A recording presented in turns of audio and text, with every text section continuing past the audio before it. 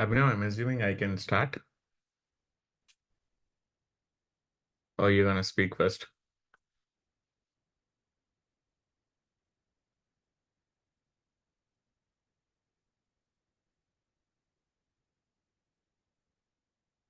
Hello, everyone. Uh, I and Abhinav are co-hosting, so just give us a second. Just seeing because Abhinav wants to say something before I start.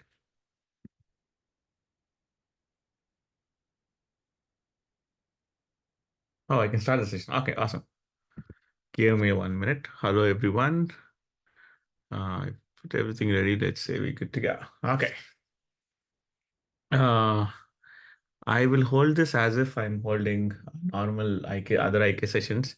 So which means one thing I normally do is I give everyone allowed to speak. Please use it as best as we can. Let me see.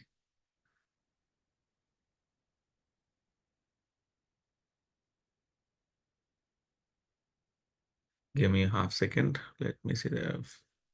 Oh, that's a nice audience. Thank you guys for sparing some time today evening. I know on a work day this is crazy. Give me 1 minute. Can you enable chat as well? I think it's gonna increase the bandwidth of communication for us. Yes, thank you. See, that's the advantage of letting you guys speak. I think I should. Okay, hi. I can message to everyone, but I think you can only message to panelists right now. It kind of gives it halfway communication, I guess. Ajay, can you type anything? Let's see where it goes.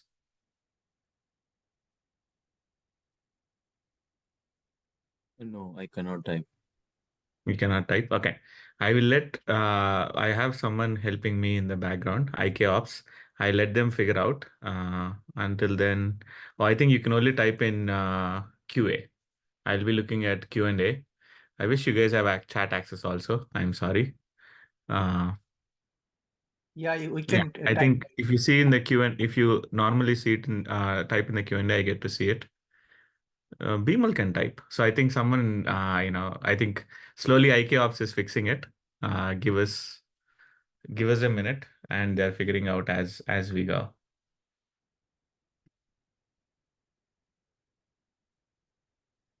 Oh, I think once we reset it, the allow to speak has gone. Okay, I will let IK Ops figure out the tweaking while we start the session. Give me half a minute.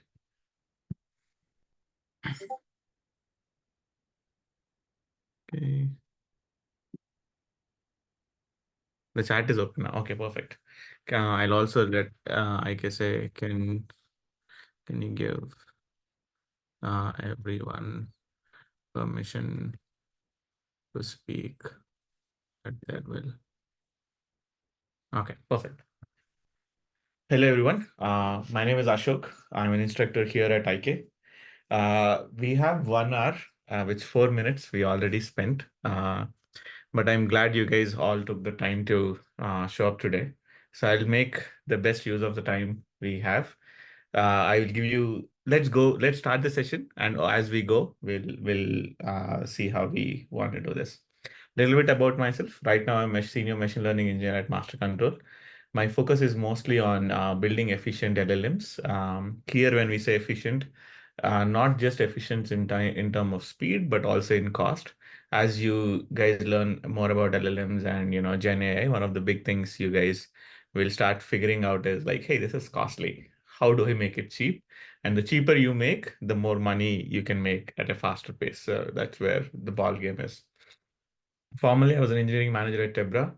I also worked as at Meta as a research data scientist.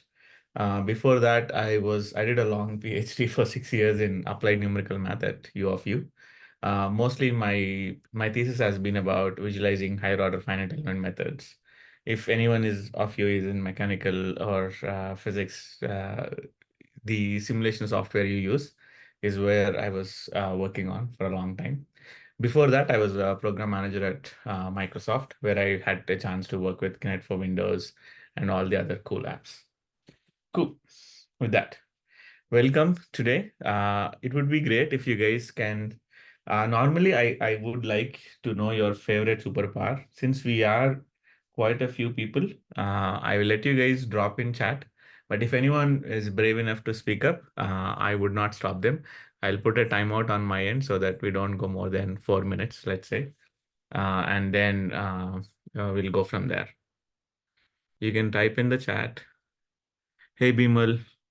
Ah, okay, nice. I think let's put your name.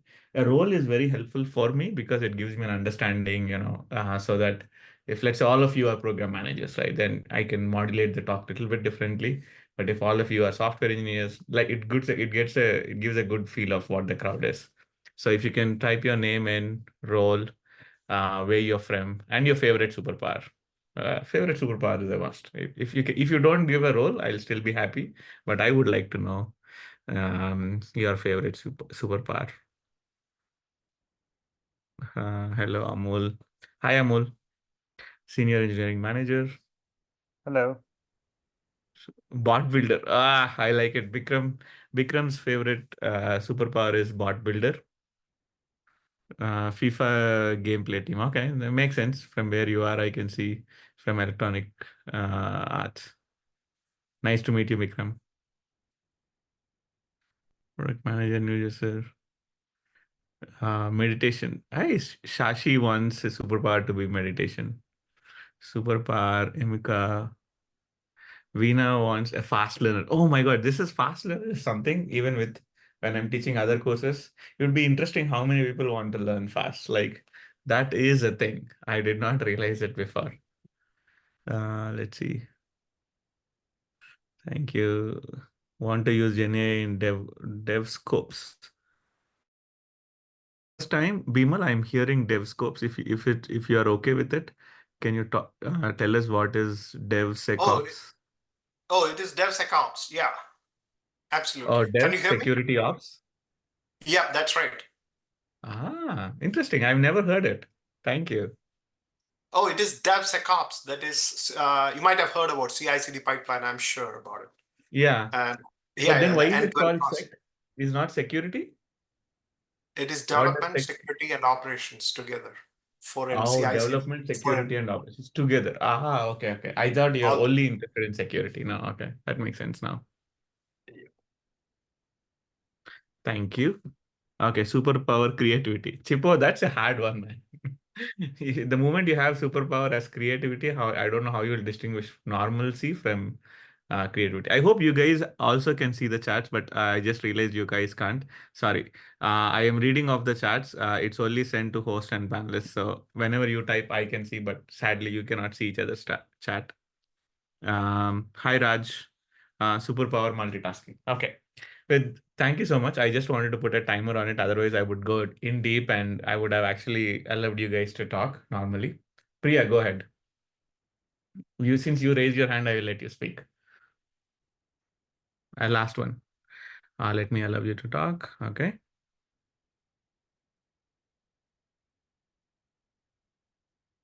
Priyanka, so I missed the earlier part of this session. Can you just give me a brief overview about what this is going to be? I'm so sorry. And No what worries. is it? We just started out. We are just introducing ourselves. You did not miss anything. Thank you for joining us today. This is not the end of the session. This is the start of the session. So you're good. All we are asking is your name, role, and your favorite superpower. Okay. Oh, yeah. This is Priyanka. I'm a product manager. I'm a software engineer turned product manager. And I'm based in Texas. I work for FedEx, and my favorite superpower is sleeping. Sleeping. Nice. Thank you, Priya. Sharda Ravi has put in the favorite superpower is remembering faces. For me, I can remember faces well. I cannot remember names. That is my like kryptonite. I can remember faces very well. Like even if I met you once, I can put you like, oh, I met you in that year and around this space. But if you ask me your name after giving it to me in 2 seconds, I'll forget it. Like name somehow doesn't stick for me. Okay, cool. Thank you so much, guys. Let's start the session. I want to jump in so that we guys have more time to ask questions and stuff. Um, let's go from here. Cool. So the goal from now on, if you have a question, please do raise a hand, post it in Q&A or ask it in the chat. Or if you feel it's, most people might have the same question, please feel free to raise your hand and interrupt the session. If I think I have too many questions, I will take the responsibility of saying, hey, I cannot take any more questions. Let's try to move through the material. But since this is more like, see as we go, I think we can take more questions than normal. So feel free to speak up, raise your hand, and I'll give you permission to speak. I've given some people permission to speak, but I realized the list is long. So it took, so Praveen, yeah, Praveen, I got this invite as a panelist. Yeah, but Praveen, as long as you don't disturb my permissions, you're good to stay as a panelist. Thank you for Ashok, joining. no, I don't. I just wanted to make sure I got this invite as a panelist. Then I joined as a attendee. So I Okay. just wanted to make sure, like, if I'm required to speak or not. So that's why I was like, We'll yeah, be yeah. happy if you speak as you see fit. I will leave it up to you. But if you want to Okay, just sit, relax, and enjoy, I will let you do it. thank Uh, you. Thank you so much, Praveen. It's nice to have one more person helping me out. So it's great. If people have more questions, then we'll take half of them in the chat. Half of them we'll answer online, and then we can make use of both of our time. Sounds good. Awesome. So the idea is don't be shy. Please speak up. By asking, you can learn a lot. By just continuously asking, you can almost learn anything. I have a favorite quote, which I don't have it in the slide, but seek and you shall receive, ask and you shall get. I forgot the third one. Although it's my favorite, I forgot the third one, which is not great. Okay, go ahead. So today's agenda, we'll introduce a problem statement. And the idea of the problem statement, I try to make it as general as possible because what I've realized is a lot of mid-sized companies, I'm assuming, have this problem and are tackling it in one way or the other. So the idea is, how can GenAI provide the solution for this kind of a problem? Here we will talk about, when I go into the problem, I'll go in deep and then we'll see how GenAI can provide solutions for it. And then when we see the live demo, I'll give you guys two chat applications. One just using the LLM, the other one is bringing context in. And I want to show how easy it is to build these chat applications. That is my goal. So once you see this chat application, my hope is if someone says I built an AI chatbot, you can ask the right questions at least, or you at least know, oh, you know what, this is what he might have done in the background. And if you have to build one, you're not too far off. That's my goal of this session. Once we get to that stage, then we'll talk about, hey, if I have to really do it in production, what else should I answer? What else should I add to it? And that's where I was talking about RAG. And then I also will talk about roles and responsibilities where let's say if you're a PM, if you're an engineering manager versus if you're an ML ops, LLM ops, different kind of roles and responsibilities and how they overlap with each other in real world. At least from my experience point of view. Praveen can add more if he has a different opinion or if he can add more. The last one, then we'll do summary and conclusion. I want to have more time for question and answers. So if you feel like I'm going a little bit fast at any point, feel free to flag me down. I'll be happy to slow down or answer your question before I go further. Sounds good. Cool. So the problem statement we are looking at today is, although here I see Amazon customer support, in full honesty, how is designed. I know how some of Meta's and other people's are designed, but the idea is think about it as a SaaS company, right? You're a SaaS company, you have a lot of customer overload, right? So most of the time, think of any mid-sized company which is coming in, and normally their customer support will have multiple channels. Let's say the first channel is you call, right? And you normally go into a voicemail and you have one of the six options, and then you keep going in and then you keep waiting for people. That is one type of customer support, which you see in the customer side. There's another side of customer support, but imagine you're a team, you're working in a large company where, let's say, you are DevOps or right, and people keep asking you, hey, how do I reset my password? Hey, how do I reset my email? How do I do that? How do I do this? Right? So normally, what I have observed is many of these questions are very repetitive. Like it follows the 20/80 rule. Most of the questions come from 20% of the material, right? And then there's a large 80% of the information, which now very rarely people ask. And that's where DevOps actually is interesting to answer. But if all I'm asking is, hey, where do I find the Confluence page for my team, right? And the answer most probably is very simple. And DevOps is like bored almost giving that answer. So those kind of tasks, which you can see that it's quite often repeated, and how do you help reduce that burden? That is where our those kind of issues are what we're trying to solve. And in full honesty, we can never almost solve 100%, but the idea is at least all the repetitive tasks, the ones which require a lot of back and forth, we pull out into our automatic chatbot, or you solve through AI. And only when you cannot solve them, we push it through we push it to a human, or someone who needs an attention. This brings in a lot of advantages. So cool. So let's imagine a situation where in our current closing the chart. Okay.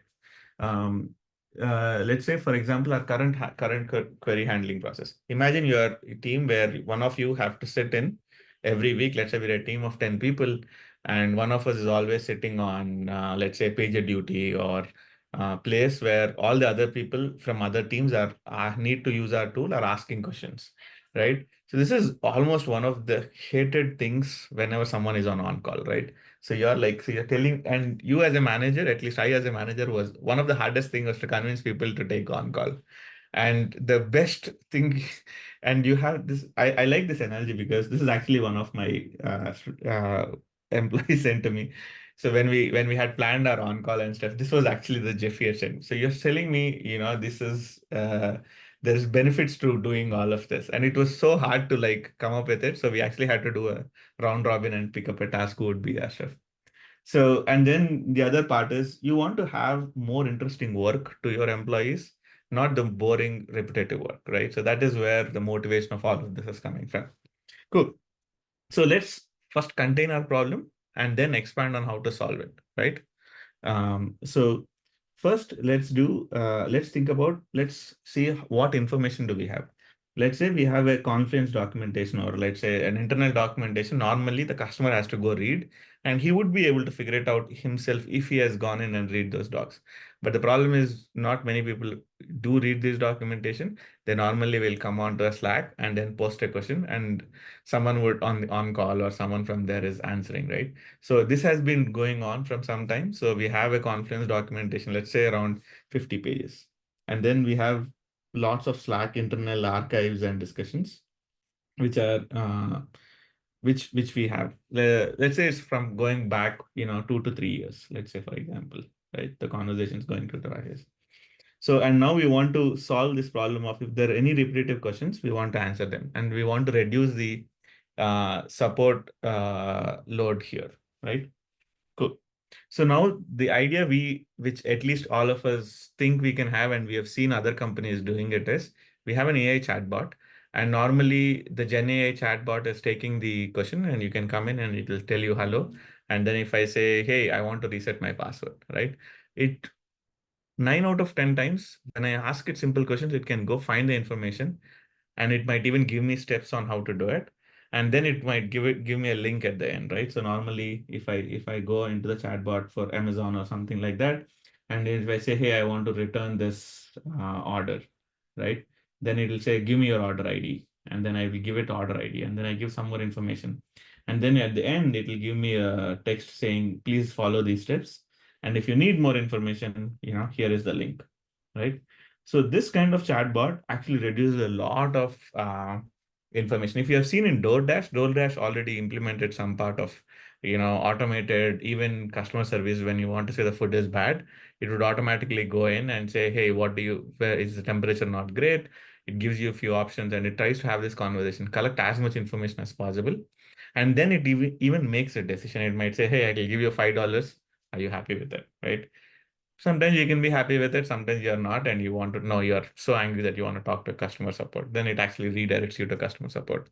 But then they can see that they've reduced almost 80% of the volume, which is going to customer support, right? So cool. So let's there are normally when you're building this chatbot, you build it in phases, right? So we will do phase one, but we will talk about the design for phase two, and if you want to add more capabilities for your chat. But what we want to do is almost very simple. We want to be able to access all the internal documentation and become a subject expert. So we want our AI chatbot to be a subject expert in a contained text, and with that text, we want it to answer a particular question. So the phase two would be normally, we can take the Slack conversations and also use those Slack conversations to build much better, richer information to see how what kind of answers better suited for what kind of questions and stuff. But for now, let's not do phase two. Let's keep it simple. Let's do phase one. We'll think about ideas on how to do phase two, right? So now all of us have used ChatGPT or other kind of AI tools as of now. So normally ChatGPT is in some sense has that intelligence, right? So how do we make sure it becomes a subject expert? If ChatGPT becomes a subject expert, it kind of at least technically solves our problem. So let's start from there and see where this is going. Cool. Okay. So let me jump down. Give me 1 minute. I just want to change my screen and get here. Cool. Let's go to our first chatbot. Let me see if it doesn't let me click. Okay. So think about this as your one of the documentations in that 50 pages, right? So let's say this is business taxes and this is an IRS page. This is completely public. So you guys can get to even copy this page. Think about a chatbot, which is just answering questions from this page, right? So this is the information you have. And if you ask what are the types of business taxes, it has 5 business taxes, which are general. But now let's say if I go into ChatGPT and then say, what are the types of business taxes, right?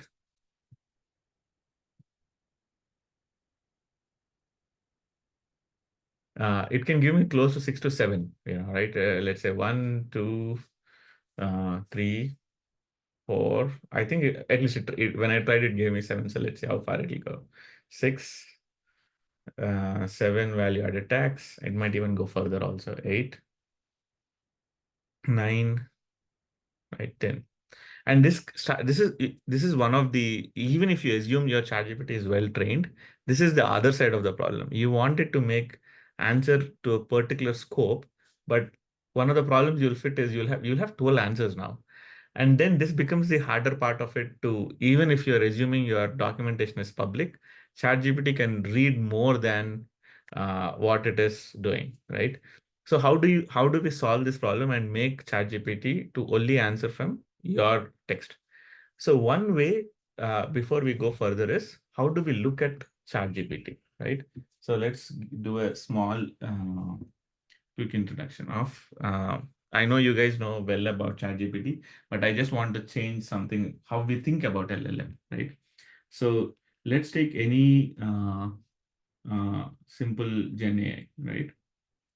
We are used normally when you're using ChatGPT and stuff, the way we interact with an LLM is we assume that it already has the information. Let's say, for example, I'm writing Python code. I don't know how to mock a function. I will copy the function and say, hey, can you please mock this API? And ChatGPT does a good job of mocking that API and it solves my problem, right? And this is how all the chat LLMs are becoming better. For the view of our problem, we'll have to look at LLM as a different entity. So think of LLM as intelligence without information. We want the intelligence of LLM, but we don't want it to use the information it already has. When I say intelligence, think of this as the reasoning it can do. That is very beneficial for us. But I want it to read the information what I have and only then respond from there. So one way to think of LLM, and this is a very good analogy to keep in mind and to help you understand how LLMs work, is use LLM as someone like a undergraduate, right? So think of them as someone who has joined a lab and is a good research assistant. If you can give it a good, well-defined task, it will do it. But it is not a subject matter expert in all the topics that are available on the earth, right? If you can flip it and look at it this way, now then LLM becomes a very useful tool. So then your LLM becomes a worker for you, right? So this is the concept we want to play on. And let's look at our first ChatGPT, the second part. So this is where we are looking at LLM, right? This is the first part. So we are saying, okay, instead of using LLM as know-it-all, flip it and use it as a worker. That is our goal. We want to make LLM our worker instead of looking it as know-it-all. The second part is, give me 1 minute. LLM. Oh yeah, ChatGPT. So you can see for ChatGPT, you can type something here and you get your information. Normally, if you want to chat with ChatGPT using APIs, it normally gets costly because you have to get the developer access and then you have to be able to build it. So to circumvent that function, what I'm doing is I'm going to a website called Grog. So Grog is similar to ChatGPT in the sense that if I go in, I can type like, "Hey, how are you?" And it in some sense is similar to ChatGPT where it's trying to give me responses. The difference is here I can pick what kind of models I want. But one of the best things about Grok, at least right now, tomorrow it might not be there, is you can go in and start developing and you can get API keys for free, right? So you can create an API key and you can build your demo based on it. Do understand that you are limited in the number of tokens you can ask. So that's one thing to keep in mind. As long as it's all for your own development, you should never run out of the number of queries you have here. So I've created two keys before so that I can bring this app online. So give me 1 minute. Demo chat. Okay. Cool. So this is the demo chat we have for the IRS chatbot. So the first thing is to use Grog, right? To use Grog, I have did pip install Grog. Yes, let's go run it. It's connecting, give it 1 minute. It's a Google Colab notebook. If you guys need the access to notebooks, let me know. I will post it in the chat.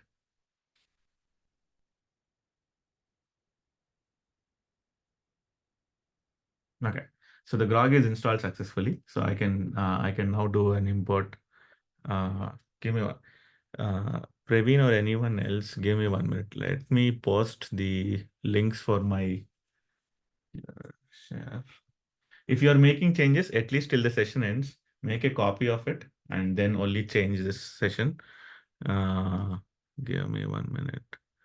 Everyone, yes. Okay, that's my first notebook. I will also give you the second notebook when I bring in and I explain it. Okay. So hide notebook. Okay, hide output. So first thing I did very simple, just install Grog. The second part I'm doing is I am saying from Grog import Grog, and then I'm just giving the API key.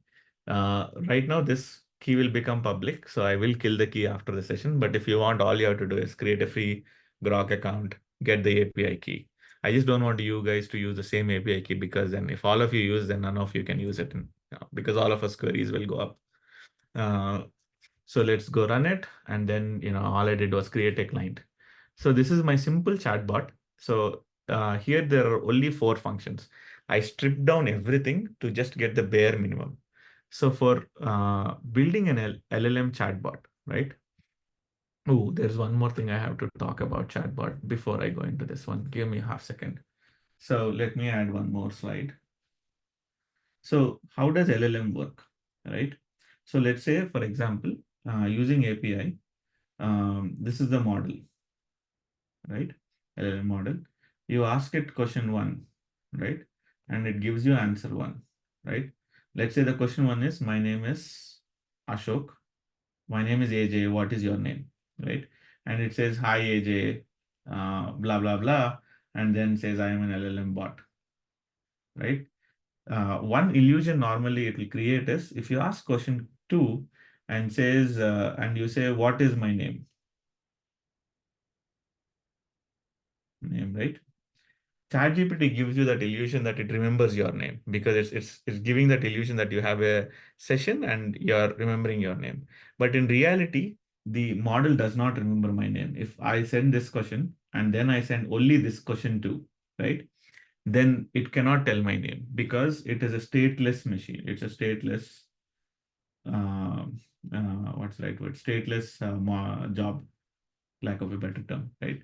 So what we do every time when we are doing chat, when you're doing a chat application with a model is, we basically, when we are sending question two, I will send question one, previous question one, previous answer, and then current question, right? So you can see you will actually stack it every time. When I'm sending Q2, I'm sending all the information before to the LLM and then getting the answer back. Because of this, what actually happens is, imagine you're having a conversation which is 10, the 10th chat you're having, right? 10th question in your chat. You have to send all the previous 9 question and answers which you had with the chatbot if you wanted to have memory and then, so that is one of the hardest things to build when you're building a chatbot. There are ways to optimize it, but for now I have not optimized it. All I said is, hey, this is my messages, these are my logs. So whenever I chat with the chatbot, I save my previous messages here. And whenever I want to send to client, it says this is the call which is made to the client, client.chat.completions.create. And then I send all the previous messages. I include the message I have, and then I send it all the messages. So let's play this. It should work as a normal chat. So this is all you have for your chatbot. If you have any questions, do raise your hand. I'll be happy to explain the function. But all I'm doing is start chat and just keep calling generate response. And every response I get from ChatGPT, while I output, I also save it so that next time when I'm sending question 2, it remembers what question I've sent it. So yeah, Sharda, go ahead. Oh, wait, I have to give you permission to speak. Give me 1 minute. The hardest part is to find your name. Got you. Go ahead. Hi, so I had a question. I've not used Grok before, but usually you have like a system prompt, right? Like when you Yeah. before you start with a conversation, where Yes. we assume roles and give like strict guidelines for any responses going forward. So System prompt is not compulsory. You can leave it empty and it will assume that the system prompt is default. Although okay. there is, and people normally write a system prompt. I Mhm. stripped it down because I wanted to keep it very bare minimum. But you don't Oh, have to give a system prompt in reality. You normally would say role system and then give it some system prompt. It doesn't have to. At least with Grok, you don't have to. I'm sure others also don't, but there might be one weird LLM which would need. okay. Thank you. Yeah.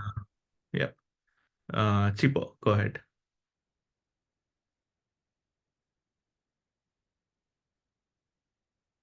I thought I gave you permission to speak.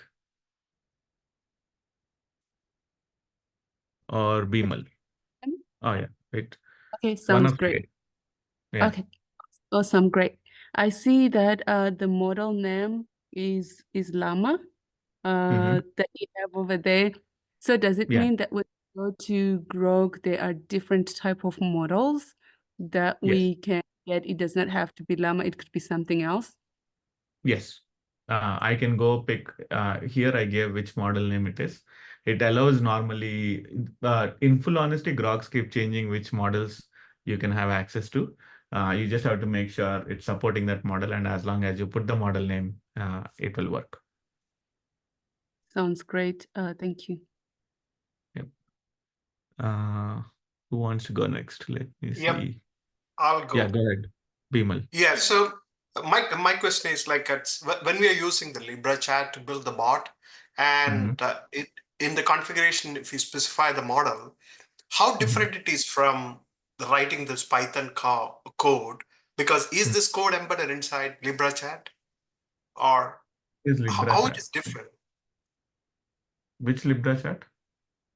No, in the Libra chat, there is a Libra chat front end, and I can use that and connect with a backend LLM and make a chat bot very fast. So what is the difference between that and this? Is this class chat bot and all that stuff is embedded inside that in the Libra chat model? You know Libra Yes. chat, no? No, sorry, I do not know what a Libra chat model is. Sorry, my knowledge is limited there, or might I Oh, not play with it. sorry. Sorry. Yeah, but normally any model will not have memory. So anytime you have a chat model, right? Basically what it's doing is, so okay, to go a little bit more, I'll try to answer in few words. Normally when you have a long conversation, you will summarize that conversation and only remember the important parts. It's like how our brain does, right? So there are some models where, that's the next level of sophistication. If you want to, you can build in. And I'm sure that's what chat models do. They basically build a summary and then keep your summary so that it looks like you are building a chat model. But models do not, by in term, do not hold sessions. That is for sure, because otherwise models will break very fast. Oh, okay. Got it. Thank you. Yeah. Ali, I think you did not get a chance to ask, so I'll go with you. Hear me? Ashok? Yeah, hi, Ali. Hi, Ashok. Yeah, I think you sort of answered my question because I was curious because if you are at a production level system where hundreds of users are chatting with the chatbot, and then you are concatenating the chat for each and every user, right? Yeah. This would I'm not sure how this will scale in terms of the number of tokens you have or Awesome. Yeah. So So every time the number of tokens is per request. So let's say for the first question, you ask a 10-word question and you get a 10-word answer, right? 20 tokens. Second question is 10 word and 10 words answer, 10 token question and 10 token answers, right? By the second question, even though you only added new information as 10 tokens, the information going into LLM is 40 tokens now. So, and that is the only token count you will count. You do not count how many parallel tokens are, what are other user tokens. That doesn't matter. Only your token and your session, which at one time. So basically for the LLM to give an answer, what is all the context you are giving or all the previous conversations you are giving is what is needed. Everything else is ignorant. I understand, but Ashok, so let's say if I'm running a system on my backend, and let's say I have a backend deployed and I have like 40 customers chatting through my LLM, right? The cost is going to be borne by me, right? Whether so each and every session, maybe 40 tokens, 50 tokens, but you multiply by the 20 users, right? So okay. Now I see your question. Sorry. Yes, now I understood your question. I will cover that in one of the slides. So for now, I'll only say one statement, and then when we come to that slide, I will talk about tokens and stuff. But basically, yes, yeah, the total number of tokens is the total cost. I think what you're asking in terms of cost, yes, even if if you have 40 people running and all of them are cumulative becoming their tokens are becoming cumulative, right? As they speak, every time their tokens increase, right? So when you hit the maximum tokens, you hit the maximum cost. There is no way around it. Got it. Thank you. Yeah. Cool. Awesome. Thank you guys. Actually, these questions give me confidence that I am making sense. So I'm happy. Thank you for asking. Cool. So we built the model and then let's go start the chat, right? So this is saying, hey, user, hi, I am Ashok. I can do very simple chats, right? So nice to meet you. Is there something else you would like? And then I'm asking the question. So my same question, just to keep it a little bit simple, I am asking, what are the types of business taxes, right? Let's go ask it here and then see what I'll get. So why did it? Oh, no, here. Okay. So it gave me around 10 types of taxes, right? So this is my problem. This is always the problem I'm facing. And it says I have 10 taxes. Just to see if this is a chatbot or is it only answering to the question it has, right? I say, what is my name, right? So it says, hey, you told me your name is Ashok. I did a spelling mistake when I did it. So it remembered with my spelling mistake, right? So, and let's exit. Normally, when I work with chatbots, just to do the sessions, I just run it again and see, just put the last question again. What is my name? Right? Damn, it remembers. I am surprised. Because chatbot is not killed. Okay, now I see it. Because the messages are not killed. Let's do exit. And then run this one again. So I instantiated bot one. Now if I run it and ask, what is... okay, cool. So that gave me a scare that does LLM actually remember my name, Llama, and then it actually was able to remember. No, it's not. So the reason it remembers is it did not clear its cache because I put this in two different what's the right word? Two different pieces of code. So as long as once I reinitiated the bot, all the messages got spammed. One thing to see, as you guys are testing it out, disable the messages. So one thing, for example, I'm calling generate response. Go in here and do, let's say, something like self dot messages. Self dot messages is equal to basically reinitialize it, right? And if you save it and then run it again,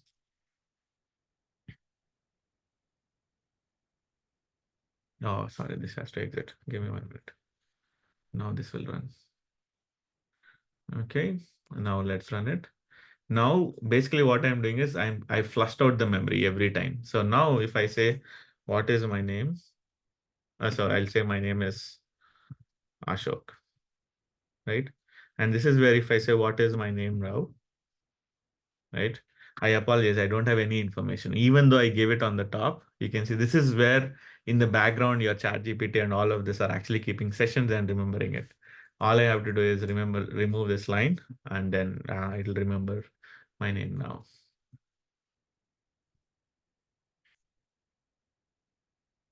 Yeah, the reason for me to go with this example is when I talk about context, all of this will start making sense for you guys.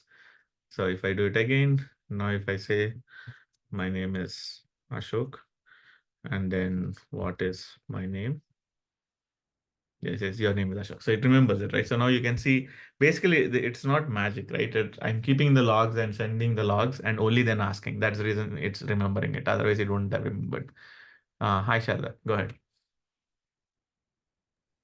Hi. So behind the scenes, I'm just wondering what it does is like every time like there is a second question in the bot mode when there are like successive questions, it just creates like a context of previous conversations with the actual like message. Is that what it does? Which means we are kind of like sending the same tokens, but just like appending the tokens and sending it. Yeah. To be Is that exact. what is behind Yeah, the that's scenes? exactly what we are doing. Okay. Yeah. If for example, I do here, let's say I exit here. Let's say I exit here, but I go here. Oh yeah, I think I already have it here. So if I set it right, this is the context I have. So it says nice. It's basically remembering all the messages it has, and then it's doing. So I can even do, let's just do just the logs. And then if you run it, it says, hey, roll. So you're sending all of this information every time. So that's the reason it can go, and it basically you're telling, hey, previously I had this conversation with you. This is my new question. That's how you're doing it. Thank you. Awesome.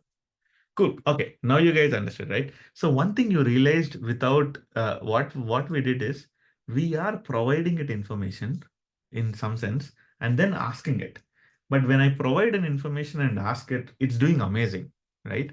So this is where I was calling it as a worker mode. So basically I am providing information and then I am asking it, right? So one way you could have actually built a chatbot is build all this logging where you give it all the information in the previous conversations. Hey, this is my company, this is how you set passwords and all of that, and then provide that context every time before the chat starts is actually a good hack to start your simple chat. At least we have a bad way to create this chat, right? So now let's go a little bit different in the sense that, okay, I know how this chatbot works.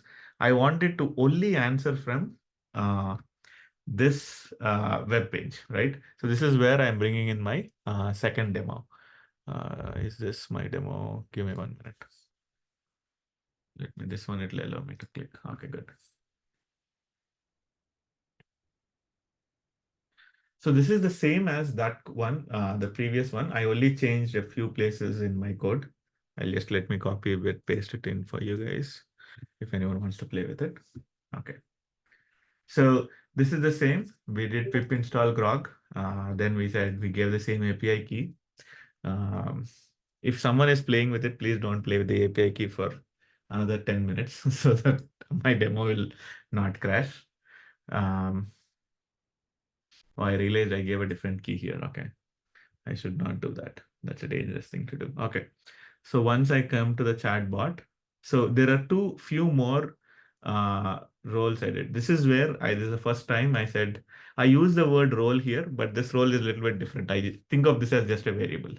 And I said, you are a tax expert. Answer the question only from the information below. And then I built a content. This is basically a long line of that web page. It looks like small, but oh wait, it is small. Oh no, it is not small. So you can see this web page keeps going on. So basically what I did is I took all the information from the web page and made it as one string and then just pasted here.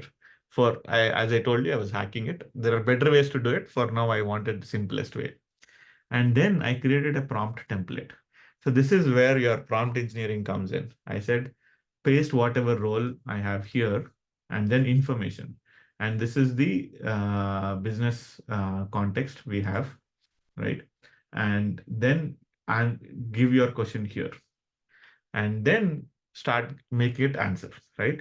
So whenever I build a prompt, instead of just giving, if you see the previous code, here you have, all I said is whatever you gave me the user question, I'll just put it as content and append it to the messages. Now what I'm doing, instead of just directly appending it, I'm saying take the message, take the question, any question, I put it in the chat, build a prompt in that, add this role, basically build the prompt this way. And then once you have all of that information, then send it to ChatGPT and tell me what it will do, right? So that is the only change I made. Every other code is exactly the same, right? So let's run this. I hope I ran one before. Yes, I ran it. And now again, it's the same. So I kept the model name same so that it's a little bit easier. And now let's do the start. Say, hey, and let's start with both my name. Say, hi, my name is Ashok. Let's see what it'll do. This is the interesting part. See, he said, hi, Ashok. I'm a tax expert. I'll be happy to help you with any tax related questions, right? Based on the information provided, I understand that you are looking for business taxes. This is all free for you, right? We did not put any effort into building this information, right? That is a nice part. And now let's actually ask the question we wanted to ask in before, and we got here. Let's see how many responses did we get. Oh, I flushed it, but if you remember, it was 10. So let's see what are the types of business taxes. Copy it, bring it here, and then say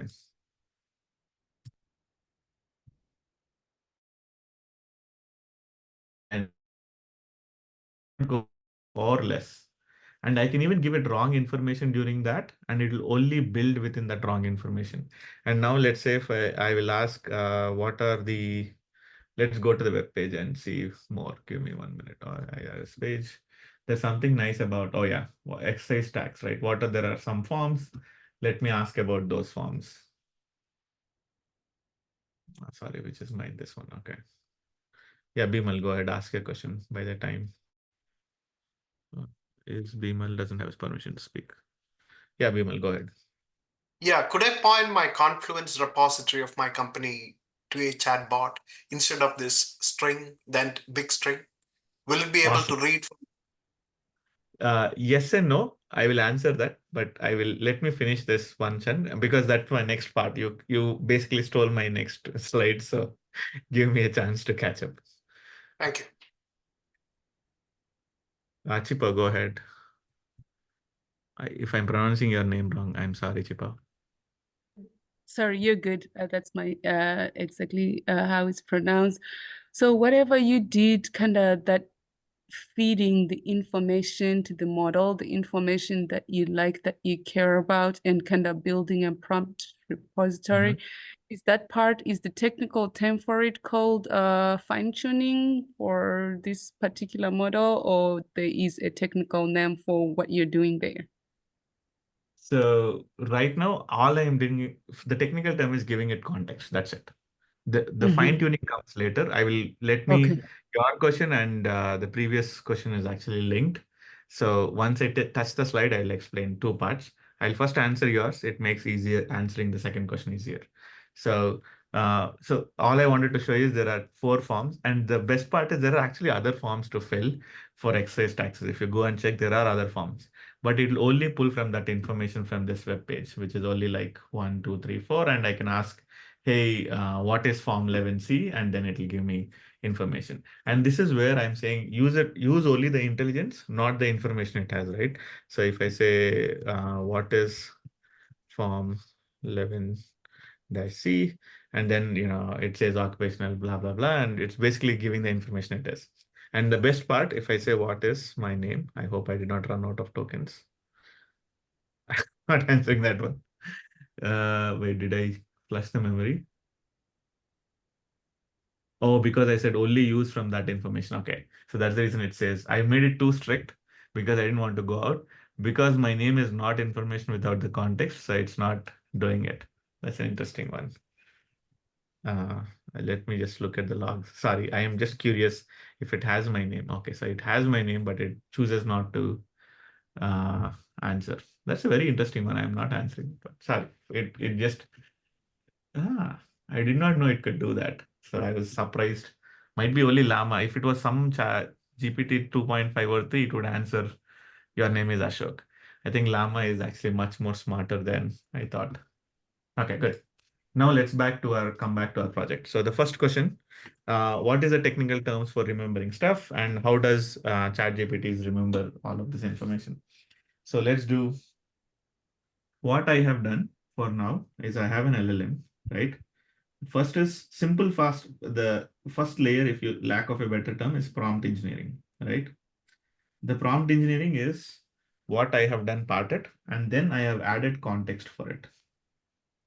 Think of context as a chunk of information, right? This is what I have done, right? There is, if let's say this is only one web page, right? So it was easy to give it as one string and I could get away with it. But let's say, as someone else asked, if it's a Confluence page, right? And it has, let's say, 300 pages, which has around, let's say, 12K words or tokens, right? So one interesting problem with 12K tokens is these are too many tokens that cannot fit inside a string, inside one LLM chat. LLM context window has been 4K. There are models which can go to 10K, but let's say you're working with a small one, then you'll always hit this problem where, hey, the text is not sufficient. You do not have any tokens to left, right? So one thing which normally people do is something called RAG, which I have a nice image down the line, but because you guys have asked the question, I'm answering here. So what it does is it takes this 20K pages and breaks them into how many ever pages it wants, right? So based on, let's say I asked about business tax, each chunk will have keywords, right? And it sees which keywords match. And let's say these two chunks match with the keywords. It will only provide this context and see if it can answer. And if it can answer, great. If it cannot, then it will go pick another chunks and find there are ways to pick it, right? This is the second, in terms of cost, this is the cheapest, right? It's very simple. I almost did it in 5 minutes. The RAG is not too costly, I would say, but you can build one much easier. It doesn't take too much time to build a RAG, assuming you have all the information here. All you need is a database and up and down chat. The last thing you would do is fine tuning. When you say fine tuning, what you're doing is you're taking a model and then you are unfreezing all the weights and then you are giving it more information and then retraining the model. One thing to notice in this case and in this case, you are not retraining the model, which means you can switch the model much more easily. But if you do fine tuning on, let's say, Llama 3, right? That learning cannot be automatically moved to a different model. Now you have to take a different model and again fine tune because you're changing the model itself And one more thing to note when you're doing fine tuning, or if you ever want to do fine tuning, is there is something called information gap. You have to have enough information to tune it. If all you have is like 50 words, then it's useless to fine tune it, right? Because the model is trained on zillions of information. If you want to fine tune it, you should have significant information. Hey, Ali, I'll take your question and go to my next slide. Go ahead. Hey, sure. So you mentioned in the RAG, if you don't find information, it moves to the next block or whatever. Does it make sense when you are giving your document for RAG that all the related information in that document should be close to each other, or it doesn't matter? Repeat the last part. All the So, relevant. so let's say you have a RAG document which has like 400 pages, right? And let's say it is a text document of some kind, right? And I'm looking for some information in that RAG. Let's say it's something to do with filing your tax returns or whatever, right? And if that information is located in close in a different. close, Okay. like So if that information is spread all over the RAG document, is that good or bad, or it should be like closely? It should not be. It's a bad thing. Okay. Yeah, it's more what like I'm saying paragraphs and sections. so what I'm saying is that we have to prepare our documents even before you put it into RAG, right? Not normally information context is. So basically, the way you would solve the problem is the opposite.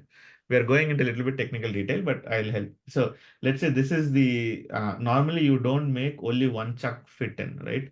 You make sure you can at least fit 1 to 3 chunks at a time for any question.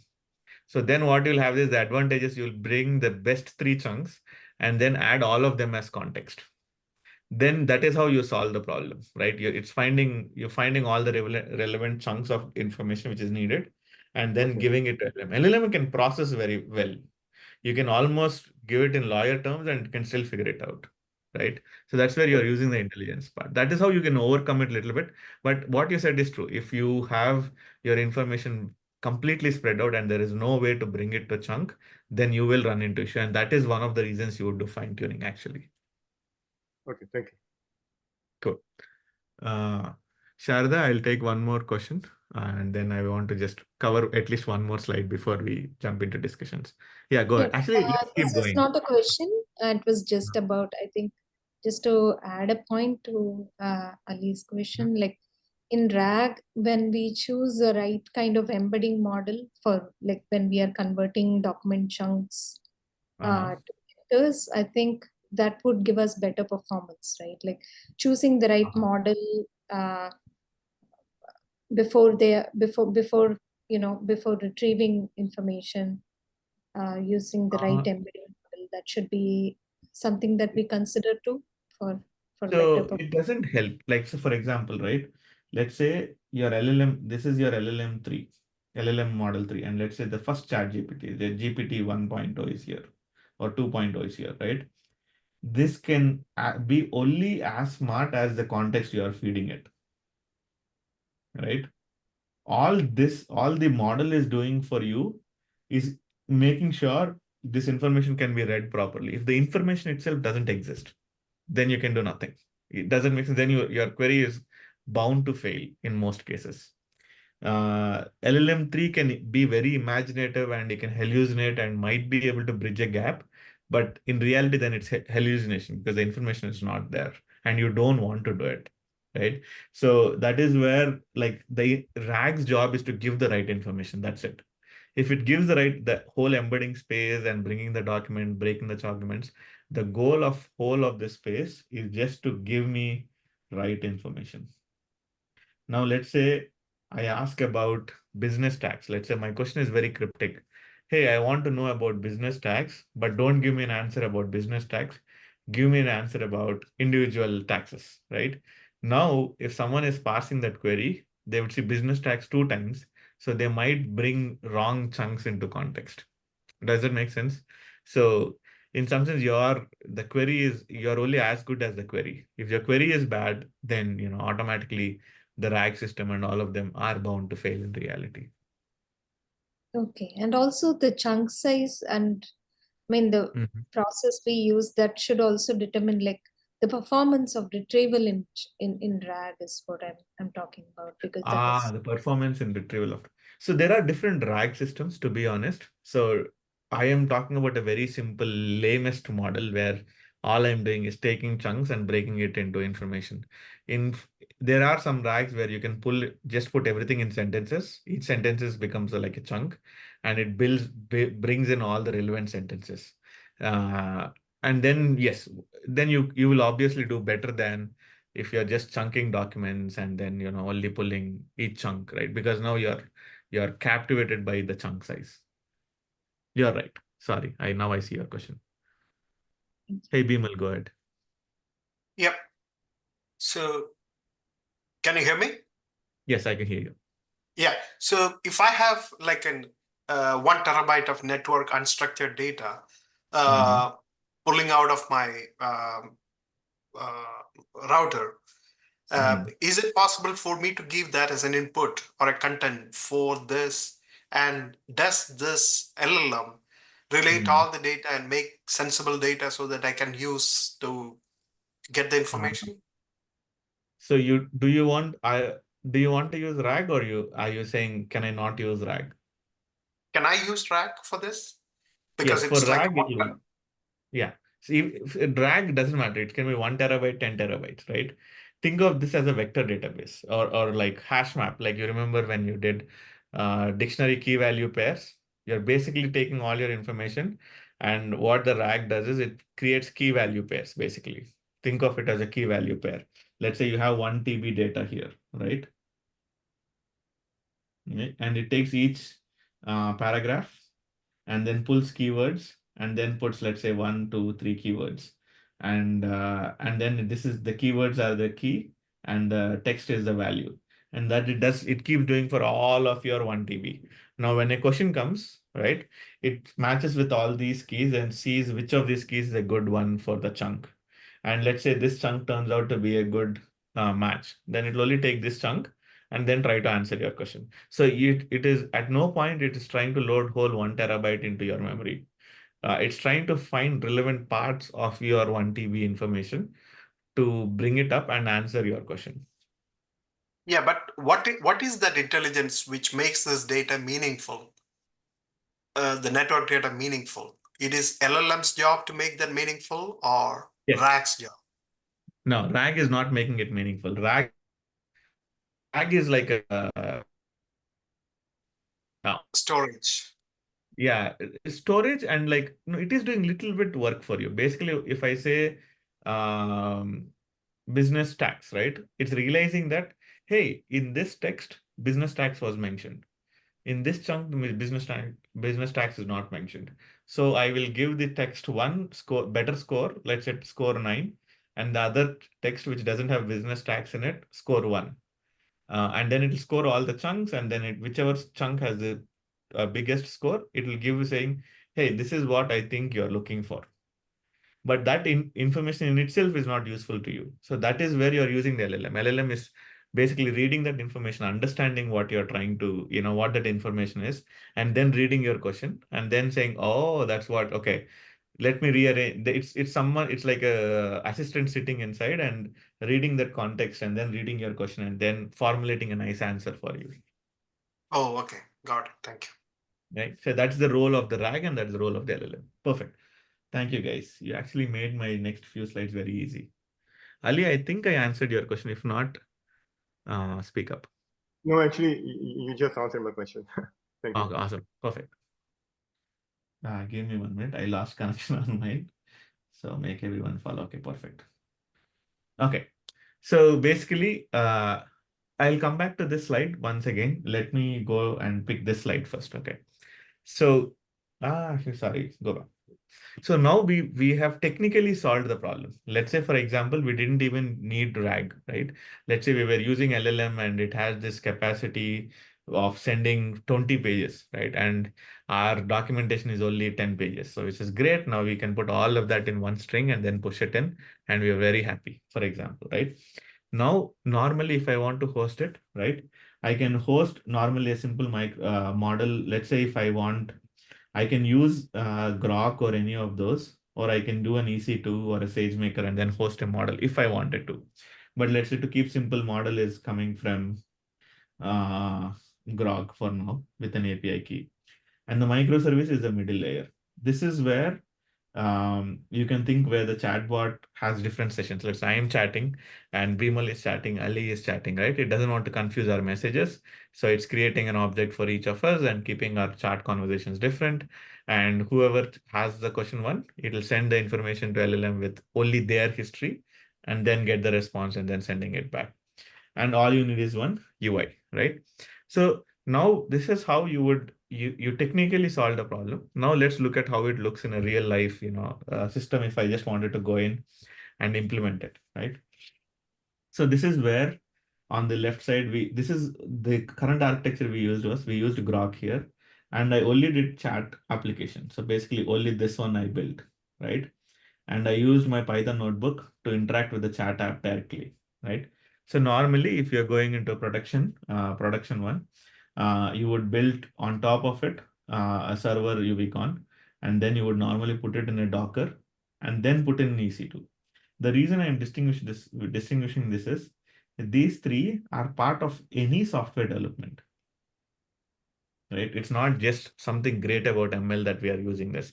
If I had a normal microservice app, and if you want to deploy an app, you would use it. All I change is the central part of the app. And this app is communicating with this API to get the information it needs. And then it's using all the infrastructure to, talk about it. And then, assuming you have a good UI engineer in your teams, you would basically beg him to please build a great UI so that it looks nice. And then, depending on as your users come, you can have sessions. And let's say you have you have a lot more traffic coming in. Then you'll have to change this infrastructure as you see fit. Give me one mission. I see some questions here. Mechanics for a RAG system. Abhinav, I will take your question last. Give me 1 minute. And in this session, there are 10 consecutive questions. In each question, I have context. Okay. Solomon, I think I answered your question. If not, raise your hand. I will answer again. Because basically it's cumulative sum. In each question, if it has 10 tokens, by the time you get to the 10th question, even though your 10th question only has 10 tokens, because of all the previous question and answers, you have 90 tokens which you have to send. So 90 plus 10, you're sending 100 tokens. Cool. Awesome. So, okay, this is where I was talking about RAG, and I wish I had this image few slides before. It kind of helps me answer my thing. But basically, what you're doing is you have all your knowledge here, right? And this is where while you're loading into this DB, you basically change it into key value pairs. And you can actually see it in the image here. If I zoom in, see this top bottom, one is big, one is small. Basically, these are all the keywords, and this is the text. Normally, this is a good model to store all your information. And then once your query comes in, you would have a process which will go take the keywords out of your query and do all of this, find the n most relevant documents or chunks, and then it'll go build the prompt, and then it'll go to LLM. So basically, we'll add more text, more intelligence into this as we see fit, and we go from there. Basically, that's all the RAG is doing. Now there are different types of RAGs which are coming out. There is also something called a RAG graph and stuff. So I will take a small detour and say something about LLM and Gen AI. It is always overwhelming the amount of information which is coming out for Gen AI, learning about LLMs, multiple types of LLMs, and which is this LLM is doing that, that LLM is doing this. But one thing to note actually is at the end of the day, the base design very slowly changes at a very slow rate. Let's say, for example, the RAG model is still there. It has not gone, it's not gone away for the last 3 or 5 years, which I have seen. There are better improvements to RAG. Instead of these key value pairs, there are better ways to store this database. You can also come up with a RAG graph, right? You have all of this information as graph of nodes and, see the connections and stuff. There are multiple ways you can optimize this searches, optimize these queries and stuff. But one thing to really observe is the actual what's the right word? The actual innovation happens at a very slow pace. It's just the terms are much more in the real world, so it feels like it's going at a faster rate. But if you actually distill down to the concept, very rarely the concept is actually changing at a faster rate. The concepts are actually very changing at a slow rate than than it appears to be. I just wanted to because I most of the times the biggest question I get is, hey, everything is changing so fast. How can I learn everything? I would actually do the opposite. Learn the basics well, then anything which comes on top of it is just like, oh, that's what you're doing there. Okay, good. That makes sense, right? I mean, it'll make sense once you get the basics right. Cool. So I just wanted to give you one more view where here think of this as the vector DB and this RAG model here.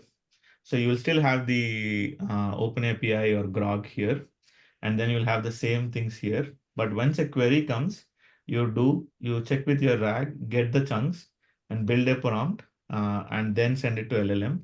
And once the LLM response comes, it lands here, and from here you go to the UI. So you can see it comes here, you do it, you come back here, and then this is how you would build it. And it is advantage always to build system architectures, the simplest one first, and then keep adding on top of it. That gives you multiple benefits. Let's say, for example, tomorrow RAG fails or something like that, right? Your logging and your systems are already working without them before. That's the first advantage. The second advantage, it makes your logging and the insights dashboards and stuff much more easier to debug and stuff. But that's my own way of looking at it. There are people who can build the full system at a stretch, and it will make sense to them. I think over time it'll be helpful. One thing I want to point out is we have seen the LLM using an API, right? Where we give an API key and we are using outside vendors. There are other ways to get it to do this. One is deploying a model in SageMaker, or there are some other tools where you can even there are tools where you can even do fine-tuned models and then deploy them in someone's server and then use the tokens. And there is a different way. Let's say, for example, your client is very sincere, very serious about where that information is going, and he is not comfortable with OpenAI or even for that matter, host using SageMaker and stuff. You can have your own private servers and then bring your private model, or let's say, for example, your La, Llama 3 is an open source model. Okay, let's say, for example, you get the Llama 3 model, and then you put it in your own EC2 or an EKS instance, and then serve it as an endpoint. This is also possible, but the reason you would be doing is is to save cost is one reason. Let's say you have a lot of queries and you want to optimize on cost. That's one of the reasons you would do it. And one other reason you would do is for data privacy.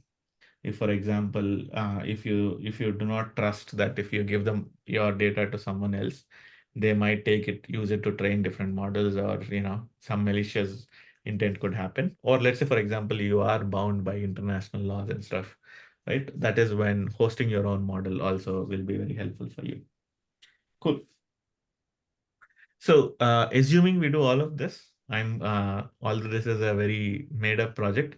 I do believe that you can actually reduce 80% queries that can be handled by AI chatbot. And one of the more interesting parts is, as you see, like, the satisfaction normally increases much more faster. Imagine, even if the person was sitting in, you have to wait to get that person's attention and then get your answer queried, right? But having an AI chatbot, you can ask it 100 questions and get a much faster reply. So the response time reduces drastically. That's actually one of the biggest advantages. And there is a very nice feeling factor where you feel, let's say you're working on a problem and you want to reset your password, and then you ask it, and there's a chat bot on the Slack which is helping you and gives you immediate steps, and then you unblock yourself and then go away from it, right? That's much nicer experience than waiting on someone to answer, give you that response, and then helping you navigate and stuff. Cool. And one other thing also is it reduces operational costs. There are many other ways to use Gen AI too, but we just picked one. Oh, Ali, you had a question. I'm sorry. I thought this was you previously raising your hand. Go ahead. Yeah, sure. So if we deploy a private LLM, and we are also managing the GPUs. So let's say it's Llama 2. How many parallel inferencing requests can like a single A100 GPU handle? Like yeah. I mean, Okay. yeah. I mean, I think that is a problem in infrastructure, because I think because I don't know. I mean, if I'm just running on one GPU, can like 100 concurrent inferencing requests handle it, or it won't be able to handle it, right? So what you're it's a game of speed, throughput versus latency, basically, right? This is where it's a different topic altogether. We actually cover this in one of the courses. So basically what you're saying is sometimes LLMs are good like this. Let's say, for example, you have one query, right? Versus 10 queries, right? One query, if you do it in serial, let's say it takes 2 seconds, right? 10 queries, if you give it at the same time, it takes 2.1 seconds. So there are different ways you can set up your inference mechanisms to make it answer fast. But the problem comes, oh wait, I just realized you cannot see the latency part. Okay. The problem comes the other way around. Let's say you build this infrastructure, you cater towards more this kind of infrastructure, right? The problem is if you don't have 10 queries and your code is waiting on 10 queries, then you're wasting time. Or if you wait for very less time, then the starvation problem happens.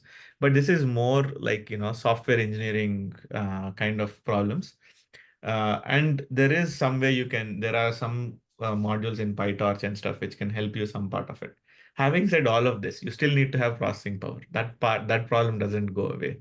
Let's say, for example, uh, normally what happens at least applications I've seen is, let's say you have Llama 3, right? You normally very rarely deploy the full Llama 3.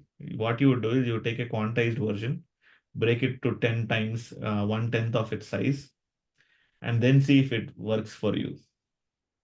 And if this works, that is the reason you would use it, right? But if you realize that even at this point the quality is not great, you're better off paying per token, right? Then you would normally pay per token and then use it. It depends on what your use case is. You should have enough load to do it on your own server. But in reality, if you deploy it and if you have enough load, it is always cheaper than buying it per token. Very rarely per token is actually cheaper. But that kind of puts that burden on you to maintain the servers, maintain those instances, and all of that. Right. And is there a relationship between the number of GPUs you have and performance? It is not the way you would think of. Like it's not like if I have 100 GPUs, right? I can do 1,000 queries, right? This is, and let's say if I come up with this number, where did I move it? Sorry, something went off my screen. Okay, I can write it, but I lost my text. Okay, so 100 GPU. Now I can see. Let's say you're using 100 GPUs and you're doing 10 queries per second, right? If you use 200 GPUs, it doesn't automatically put you at 10 queries per second. Yes, you can. If you multiply the instance machines, then you can get it.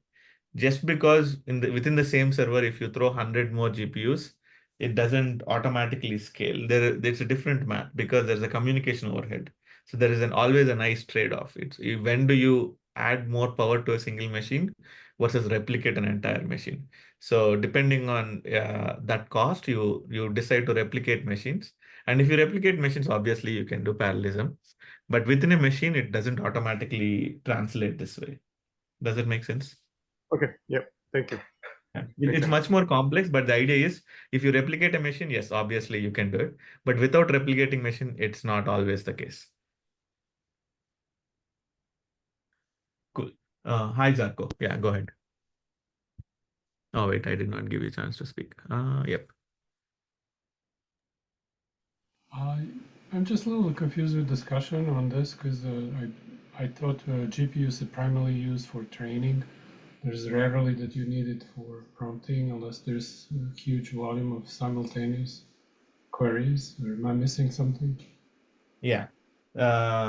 So the reason, okay, GPUs are used for training, That part is true, number one, right? Think of a model. How do I say this? Okay. I am using some terms. If it's not making sense, please ask me again. So for training, you need to be able to do forward pass and backward pass. Right? For inferencing, you only have to do forward pass, right? You're only doing half of the work. So since you're doing only half of the work, you still need GPUs. You still need, and one of the reasons you actually would use GPUs for all of this is also because one model doesn't fit in one GPU. I mean, rarely the GPU is normally very costly if it fits. So you would want to use 10 or 15 GPUs. And that is the reason you would actually use multiple GPUs because the model itself doesn't fit. You break the model, put it in, let's say, 2 GPUs, and you do half forward pass here and the other half forward pass here. Or if you only have one GPU, then you switch the model and the data, and then you basically load the model parts and then do the inferencing. That is the reason even in inference GPU is used. Does it make sense? Still not in your code, right? Where would you put this queue dot? Oh, okay. request? I'm so sorry. Okay, now I see your point. So for prompt engineering, you don't need GPU. You're right. Okay. This is for LLM processing your request. Sorry, the question went from, hey, if I have an LLM and if I have 100 GPUs, which I'm using for throughput, if I use 200 GPUs, would my throughput increase and my latency decrease? That was the question I'm answering. Uh, I think I confused you because this GPUs is not used in the ChatGPT or any of this. Most of the prompt engineering CPU is very good enough. You only need multiple processing if you have a lot of customers. But then you don't even need GPUs. You can get away with CPU much more easily than you'll ever need a GPU there. Yeah, you're right. Sorry. Now I see your point. Cool. Cool. I answered Zach's. Okay. And basically the idea is it reduces operational costs. And this is where when you want to reduce cost while deployment, we spoke about two types of cost.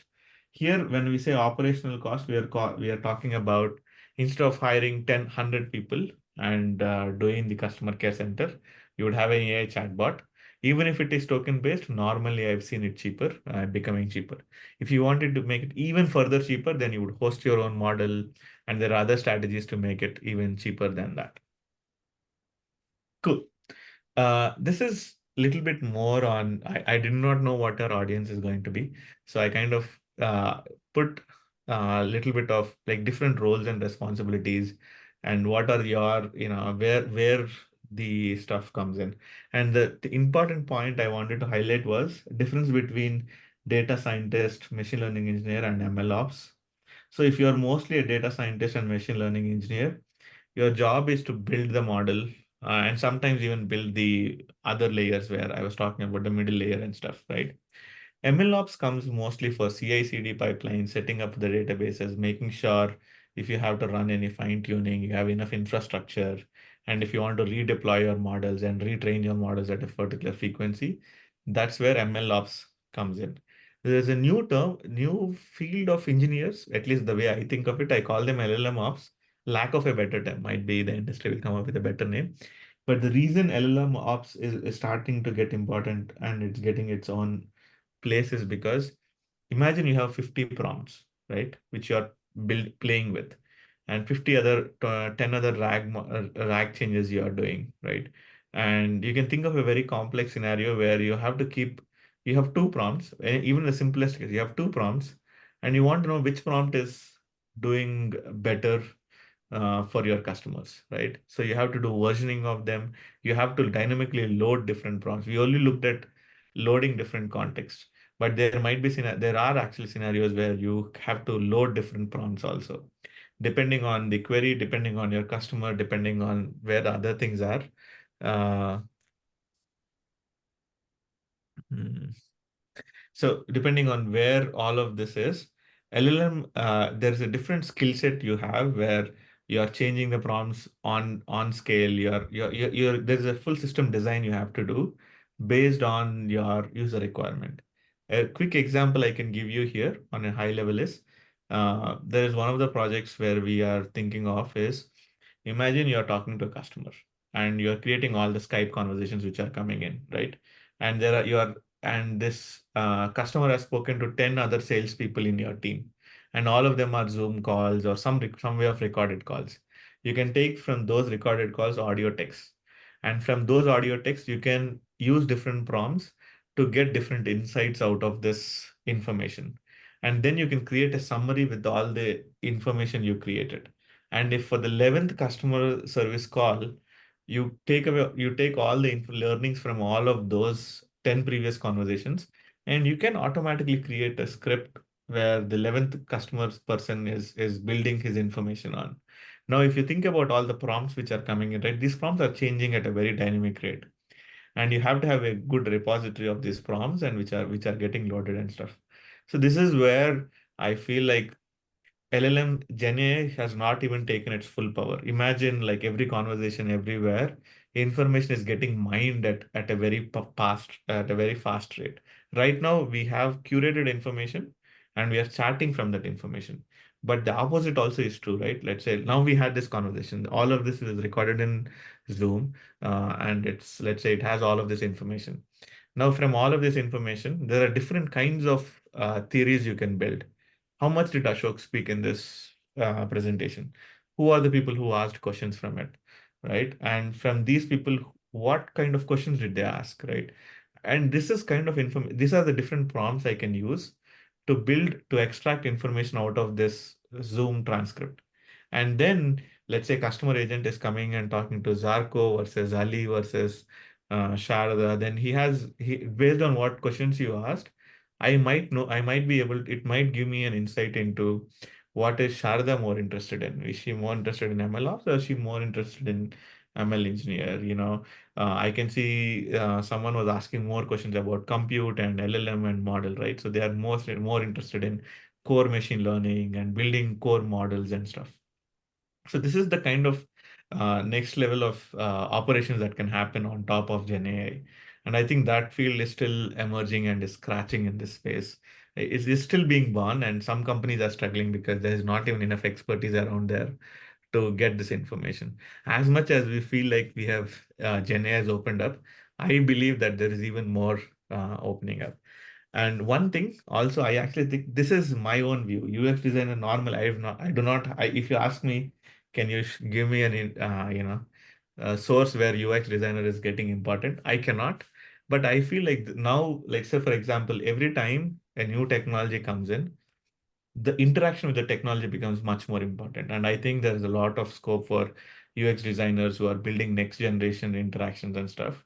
The design becomes even more critical. And because it's a very fast and dynamic change of scope of your user interfaces, right? If you see the user interface are getting even, they're changing, they don't have a rigid format anymore. They're much more dynamic, which means the UX designer has a much more complex job than before. So this is some of the roles I just wanted to highlight.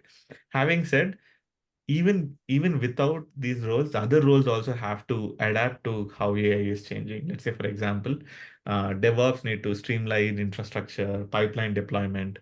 Before, DevOps is happy just doing once or twice in a quarter, but now they need to have automated pipelines for the data to land almost every 30 minutes, every half an hour, every 6 hours and stuff.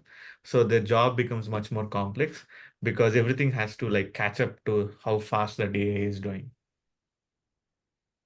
Cool. Just talking about what we spoke is we talked about RAGs, we talked build versus buy and looking at existing tools. And there is also metrics. I don't know what this last point is. Estimate, query load, model performance, and response accuracy. Oh, okay, sorry. The one thing which as we go and deploy LLMs is you have to understand what is model performance and then what is your response accuracy. So what we did not look at is imagine an LLM sent a response, right? It's great as long as it works. But what if this response is bad, right? How do you detect it online? Detection is a very hard problem, right? And then how do you evaluate, let's say if you had, before you had softwares where you said, hey, If it works all this, if it passed the unit test, if it passed the integration test, if it passed the some online test, I'm happy. I can let it ship, right? With a small code change. Now you do a small code change, but how do you know you have not messed up you might even if you create a 10 random questions, how do you know the answers are good? And might be only those 10 answers are good, but other parts of the other questions it might fail, right?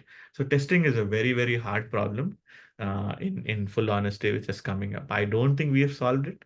This is where I was saying there's a lot of open problems here.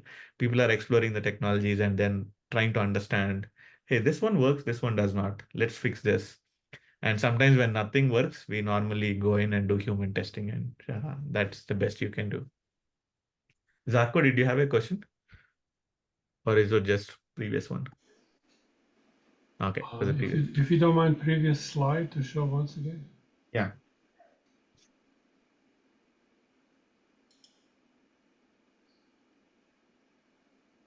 So how do you, let's see. How do you see LLM ops? So the LLM ops, so LLM ops need to be built on. So this is first before LLM ops, there is DevOps, right? And DevSecOps, like is something I learned today. But assuming I am for lack of my knowledge, I'm putting it under DevOps. And on top of this, there is MLOps. And the reason I'm saying on top of it is MLOps need to know a good amount of DevOps to be able to do MLOps. LLM ops is weird. LLM ops kind of comes like this because you're knowing to know how to do prompt versioning and then building pipelines to build pipelines to load different prompts and those kind of stuff, which is more LLM based, but you have to deal with it because no one else is there to do with it. Because if I go and tell DevOps and MLOps to do prompt versioning for me, they'll be like, yeah, you have to tell me exactly what you want to do. Otherwise, they can do the job if I tell them. But if I want them to innovate, then they need to be good in Gen AI. They need to be understand exactly how the prompts work, how the RAGs work, and how all of this is being built together. So that is where I feel like is the wrong word, but that is where you need to know how to use Gen AI, but you need to know how to version and how to store all of this information you are creating. The information creation in AI is at a very fast rate. I'm not talking about the information which is coming in. Like even let's say you use the prompt 10 times, you have 10 answers. Do you save it? Do you throw it? Right? And you change the temperature of an LLM, and then all your responses are again different.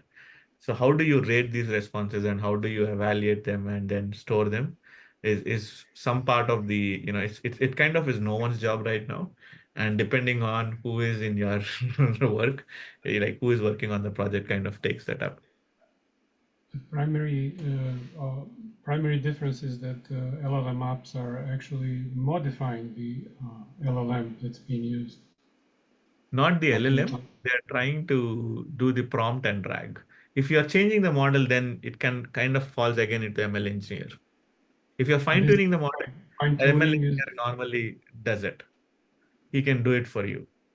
But what you're doing is you're changing a lot of you're keeping the model as is, but you're changing everything around it, and you want everything to dynamically load based on the queries and stuff.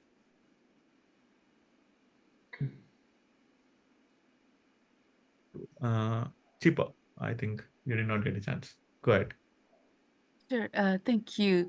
So let's say my question is kind of high level related to some of these roles and responsibilities, and also kind of delving into resources, kind of when you showed us that technical workflow that you showed earlier with all the tools and technology and the cool stuff. So let's say this is just like a small company that cannot afford maybe Azure, or it cannot afford all these AWS things. What can, let's say it's a nonprofit organization, for example, let's take it there. Let's What start with can an they NGO. do? Yeah, exactly. What That's can actually they a do? very nice question. So if you're the hardest part is hiring someone who wants to do this work. First part will become, but assuming you have the resources, someone, is willing to put in their time, right? That part I'm assuming someone is there to do it. I don't think it's that costly to build it. Like I'm assuming if it's an NGO, you have somewhere around, uh, what is it? Can you describe the type of problem you are solving might be? Then I can give you, I can tell whether it's okay, this is costly versus this is, oh no, this one you can solve easy. Okay. So for example, it's a nonprofit organization for charter schools, right? Charter schools are different from regular schools. Yeah. And normally they have to be approved after maybe every 5 years. But there's a document that schools need to find out what they need to be approved versus that school kind of being kind of end of life. So kind of similar to what you showed us, but so But instead of an those, IRS document, you have a few documents for charter schools, let's say yes. that part. Okay. Mhm. So that one should not be too hard. Your main cost comes from someone misusing it. So this is how, if I build your app, I would do it. I would say anyone can open a session, but they can only ask me 10 questions, right? Okay. And then if they want to start more than 10 questions, they'll have to restart.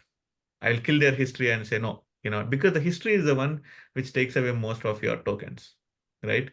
And or make it completely memoryless. You can ask a question, I will not remember your previous questions, and I'll only answer your question, right? Then your token load is always very cheap. And even assuming you have 100 people chatting, let's say they open your chat 10 times and they hit, like, normally 300 questions is very high. At that point you have a bigger problem. If that many people are asking you questions, it means they never got an opportunity to ask. But assuming at the normal rate, you are hitting somewhere around $200 to $300 a month after you set up everything, and you put your machine, you put your app out, you would hit somewhere around $300 per month, or $100, 100 to 300, depending on your customer load. If your customer load is very low, then there's a different way. Instead of loading bringing up EC2 instances, I would do completely serverless. Then if no one comes in, your cost is zero. If people come in, then you incur a cost. And then whenever you hit, let's say $100, you are like, I'm done for this month. My budget is done. No, I cannot answer any more questions. Please revisit next month.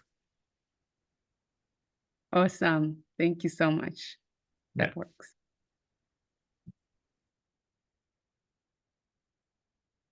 Chip, I had a question.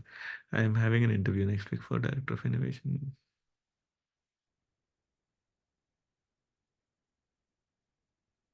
This will be last round. Many thanks. Sorry.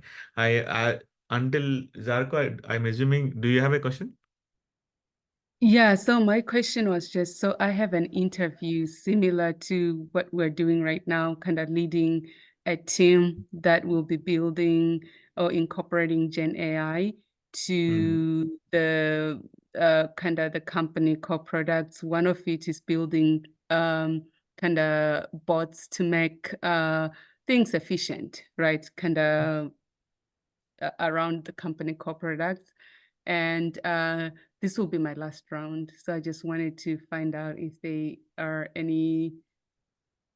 any advice for me to ace that last round. Yeah, I would say go run both these two demos at least, because you said this is your last round. If it's your first round, I would have given you more material. But look at architectures more. Okay. So, because in some sense, like, do not worry about the specifics, right? Make high as many assumptions as you like, but look at, like, say, for example, I said I made it a 3-level architecture, right? I said this is the UI, and this is my microservice, which is doing all the sessions and stuff, and this is my model, right? This was my first, like, one of the slides I had.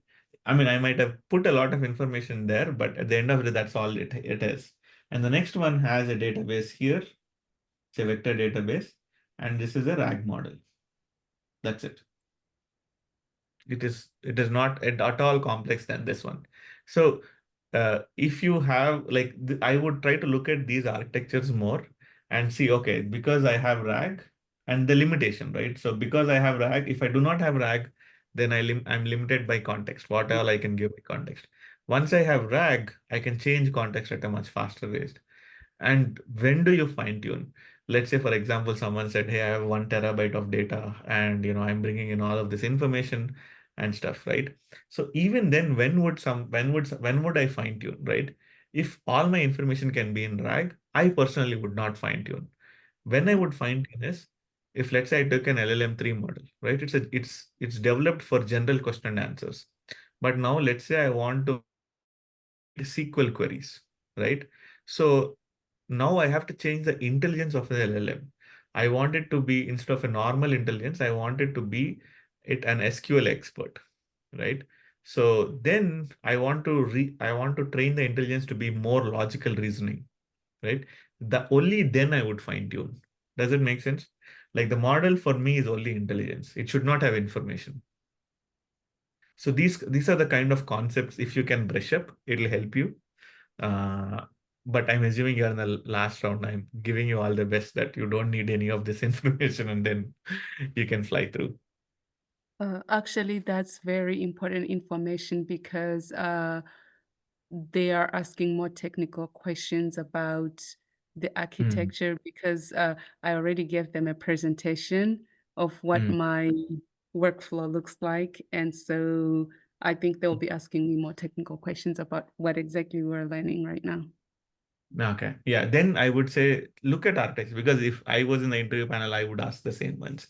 I would ask more about architecture because you're at a director level. I don't want you to code. I want you to spot big faults, right? If someone is having only 50 pages, think of this. If I come in as a, say, junior developer and say, "Hey, I have a 50-page document, but I'm ambitious, I'll go to fine tuning on a model," right? If it like someone in senior position should stop me.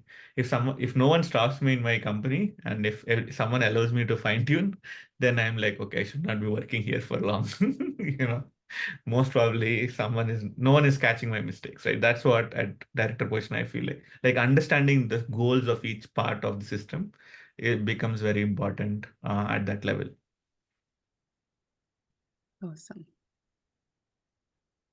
Cool. Zarko, did you have a question? Did you say there were 2 sessions? Maybe I missed Oh, it. no, I did not say 2 sessions. I said 2 slides. Sorry, I meant this one and this one. Oh, So in this one, I put a RAG DB here, and this one I did not.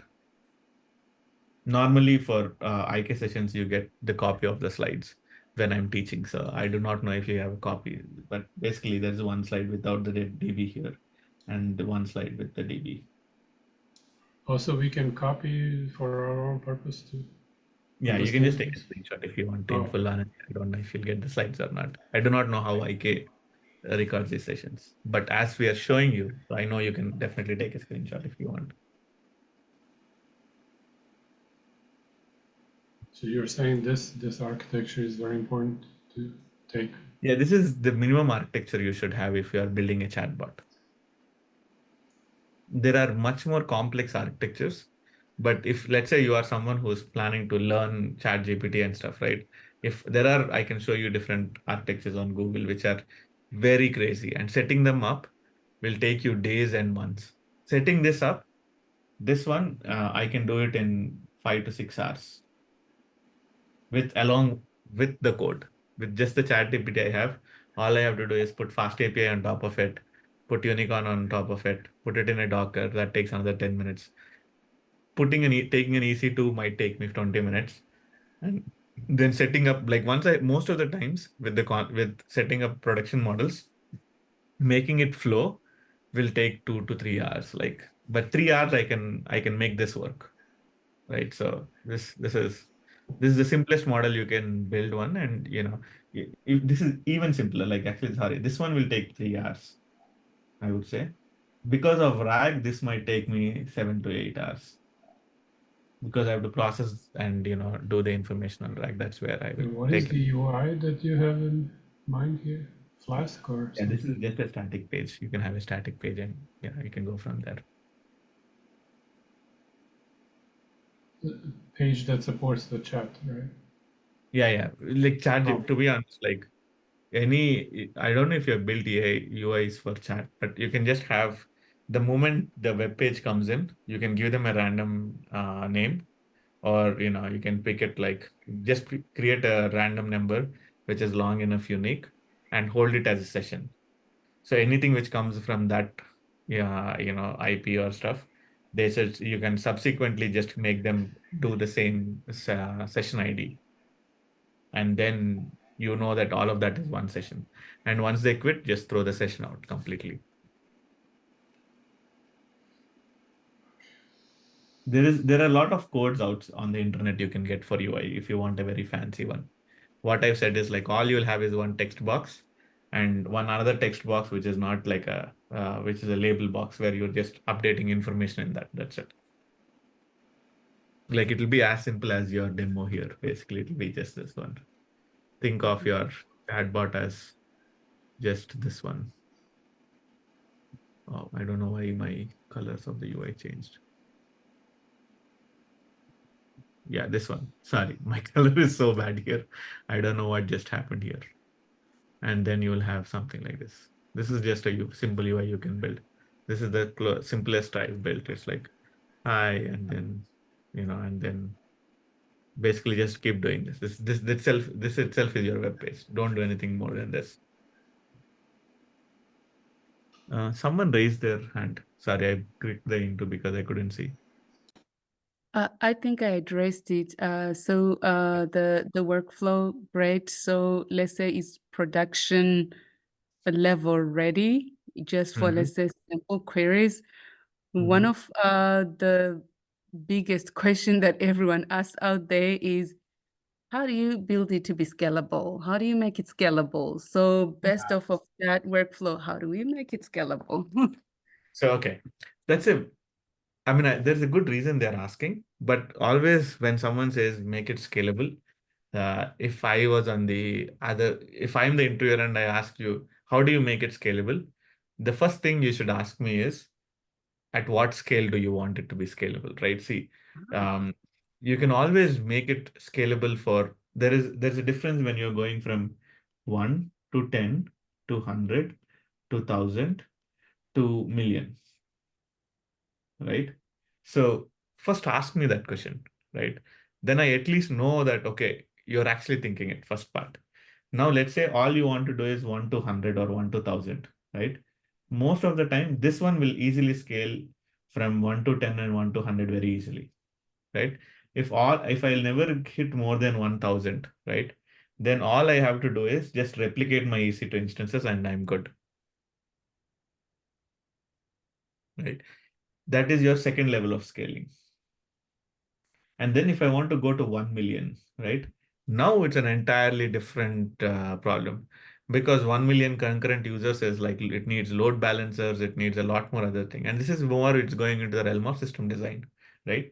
And if I have to answer this for 1 million, I will keep the UI has to have its own UI. And then there'll be a big load balancer somewhere here, which is dynamically allowing different systems. And then all my systems has to be stateless.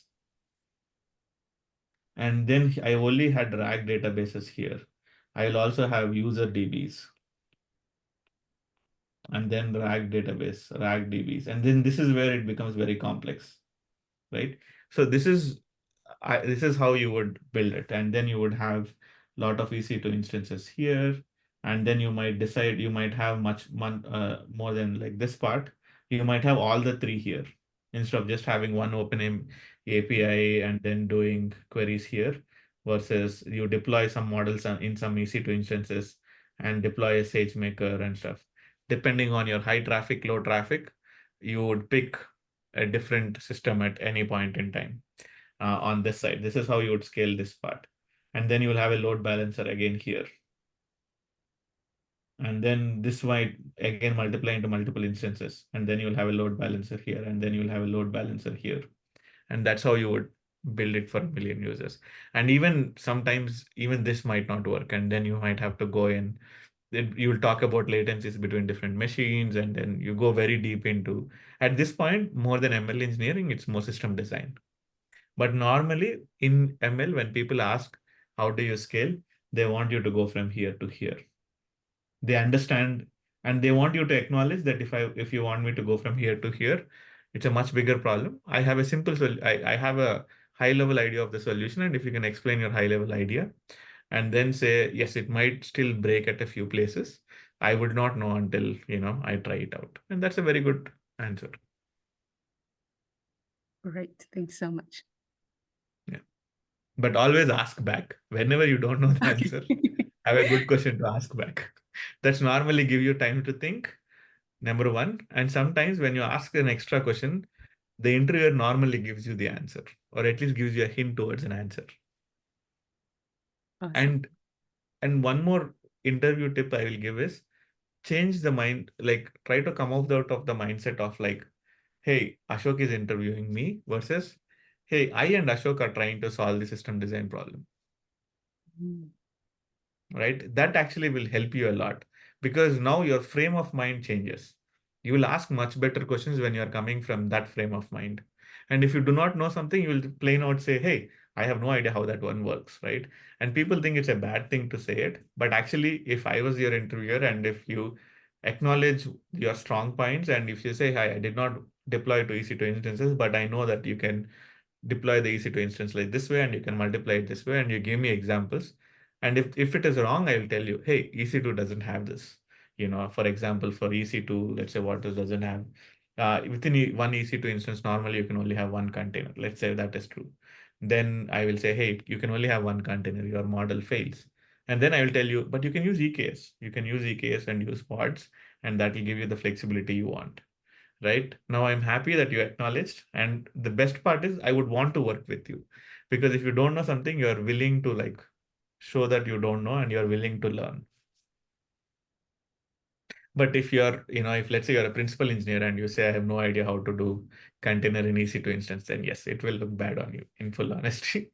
You can come in as a junior or senior and say, I do not know for few things. But if you're a principal engineer, then I would expect you to know a few things. You cannot say, I do not know anything to anything. I do not know anything here. Sounds great. Thank you. Cool. I do not know if Abhinav will be taking over. Give me 1 minute. Let me see if he wants to do any conclusion remarks. They will have to raise their hands and then allow them to speak. Okay, that's good. We did that. While I am chatting here, feel free to post your questions or raise your hands. If you want to just even talk about IK, I am fine. Doesn't have to be only about GenAI in full honesty.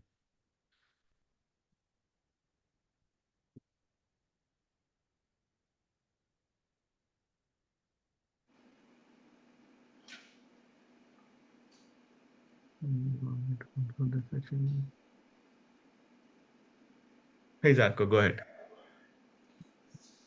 Something that keeps coming for me. I have a lot of enthusiasm for this and kept taking a lot of courses, doing little projects here and there. But whenever I apply for positions, I'm hearing, oh, we need years of experience. And especially with ChatGPT, like, what exactly are they talking about? Because that can't make sense. That's a millennial question, man. To be honest, I don't have a good answer for that. I will give you my general opinion, right? I feel like most of the times, if you are getting outright reject, right, then obviously you'll have to polish your resume. But if they called you after they spoke you, they said, hey, if you don't have enough experience. I do not think that's the real reason they rejected you. It's just that it's easier to use that reason. You know what I mean? Well, it's Because they more, called you. I don't even qualify for interview apparently because of lack of experience. So I don't know who are these candidates who have so much. And I'm talking not the highly paid, Yeah.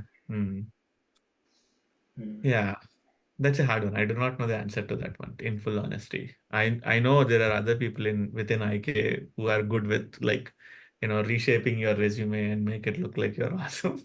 But I am not one of those people.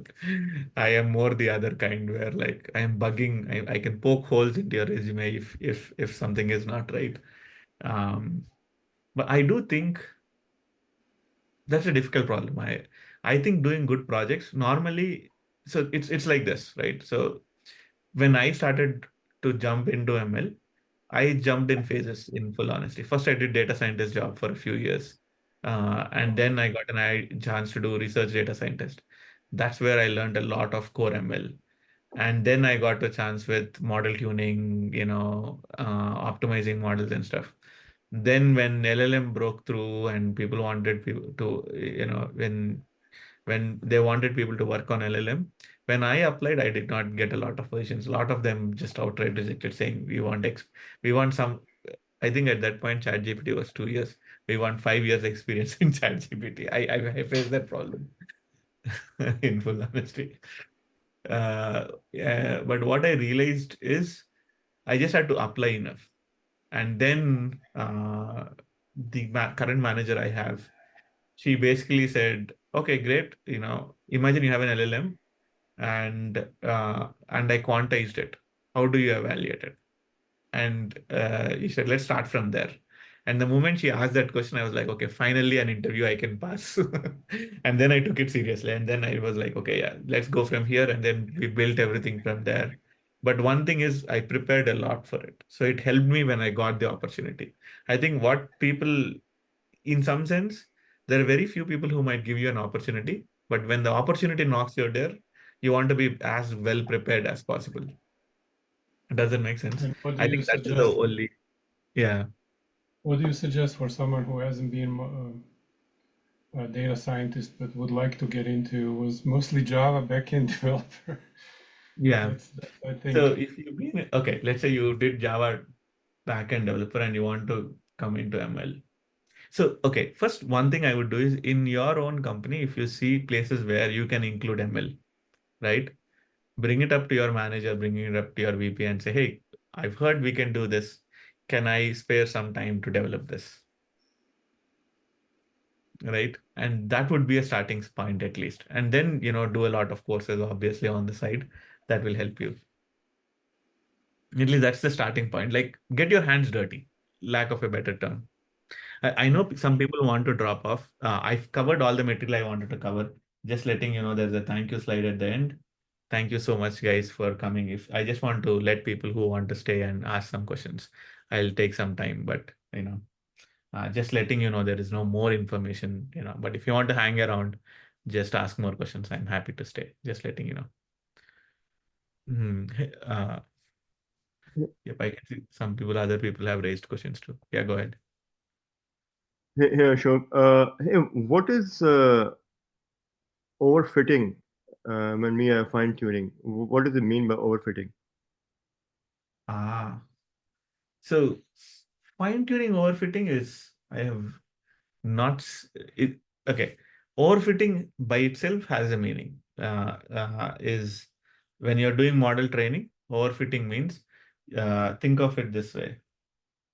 Let me add a new slide. So let's say you have training, you have 100 examples, right? You want to train your model on, right? Normally you would do a split, right? Train and test. Your screen is not visible. Can you scroll? Yeah, sorry. Yep, got it. Thank you Okay. for saying it. Yeah, you have 100 examples. You have train and you made a split. 80 to normally, if you have 100 examples, you'll do a 80-20 split. You do 80 and you do 20 here. And that's something called epoch, which means every time you think you sent or you updated your model with this 180 examples, you will measure the accuracy on this test, on this training data and this test data. Let's say, for example, all your model is random weights, right? And let's say this is accuracy. So you start improving your accuracy on your training data. So as you keep doing, then this is epochs, right? This is accuracy.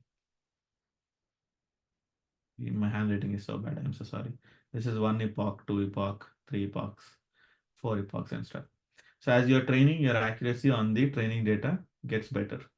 Normally what happens is, if you do a good representation of your data, on your test there's also your accuracy will keep increasing. Let's say test is blue. Test also your accuracy keeps increasing like this. Now let's say you went this way, and after some time, the test accuracy is normally plateaus. Basically, there's nothing more to learn anymore, right? And your training accuracy still keeps increasing. And now let's say it increased till here. If you keep training, if you have enough degrees of freedom, this should plateau at some point, right? Logically speaking, if your degrees of freedom are constant, then it will normally plateau here. And then this is if you're after this, let's say your this is blue is your train, it should become like this. This is a good model, good training, right? Now let's look at an overfitting problem. Wait, actually, let me clear this even better because this one can give you a wrong impression if my text is not there. Okay, this is what it is. Oh, sorry. Yeah, this is train, red is train, blue is test data, right? So a different way it can happen is you have updated your model, and then your training got better, right? But when you look at your test data goes up like this, and then suddenly falls here and then plateaus here. This shows that you are overfitting. And Okay. yeah, the reason I'm saying why you overfit is, see, till here your model improved, right? The reason it reduced is here you have a lot of degrees of freedom. Instead of learning intelligence, it's mugging. It's mugging is an Indian word. It's basically you are doing key value pairs. It's becoming a hash value dictionary document, right? So it remembers the question, and for each question, it knows exactly what the answer is. Now, the problem that will happen is it cannot generalize on the information it has not seen. Test data it has not seen, right? So any learning which cannot generalize on the data which it cannot see, then you can say that, this is overfit. It has overfit to the training data that it cannot do better on your test data. Okay, so when we see the test data quality go down, that's a sign that we are beginning for the overfitting, and we should stop training and investing money. Okay. I mean, you should not training is not still a good answer. Like if it's a very large network, it's a very, very big, deep neural network, then people say stop training. But in reality, you should not stop training. You should actually reduce the degrees of freedom of your model. What do you mean by the degrees of freedom? What do you mean by that? Okay, sorry. So let's say you have 100 like 5 layers in your network, right? Let's say 5 layers corresponding to 100 neurons, 100 weights, or 100 parameters. This is what you would have heard it in some sense. So 100 parameter model has more degrees of freedom than 1000 parameters. Sorry, has less degrees of, okay, 10 weights or 10 parameters, 100 parameters, 1000 parameters, right? So when you see each model is much better than the previous model, and you say ChatGPT 2.4, 3.4, 5.5, what you're saying is this is 1 billion parameters, this is 2 billion parameters, this is 3 billion parameters. As number of parameters grow, the degrees of freedom for the model increases. When you have an overfitting problem, let's say you went from 1 billion parameters to 2 billion parameters, right? And you have an overfitting problem. There are two ways to solve it. One, reduce the number of parameters you have is one way, or there's another way, which is increase the training data set. Instead of 100, well, let's say we were doing 100 samples, right? Instead of 100, bring 10,000 samples. That is, there are different ways. We will different ways to solve the overfit problem. These are the actual two ways you should solve it. The reason people say stop training is they're saying, okay, I cannot, I'm lazy, so I'll go stop training. That is not a bad solution, but in some sense, this might, if you just stop training because of that, you can hit into other problems where, because you have.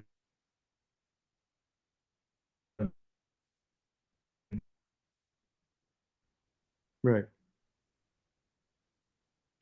Yeah, and these are normally the interview questions people ask, and the better understanding you have, the better questions. And one more question. So the number of weights is equal to number of neurons is equal to number of attributes. Are they all the same thing? Yeah, slightly different. It's not. So, okay. I'll take a very simple network, but think that you can scale. Think of this as layer one. This is a CNN network or a deep TNN network, sorry, deep neural network. In the first, you have three inputs, right? Let's say, and this is the input layer. And the first layer L1, you have, let's say, two layers, two neurons, and L3 has one neuron. Let's say it's all is doing yes and no, right? The number of neurons here are 1, 2, 3, 4, 5, 6 neurons, right? The weights actually are not dependent on the neurons. They're dependent like this.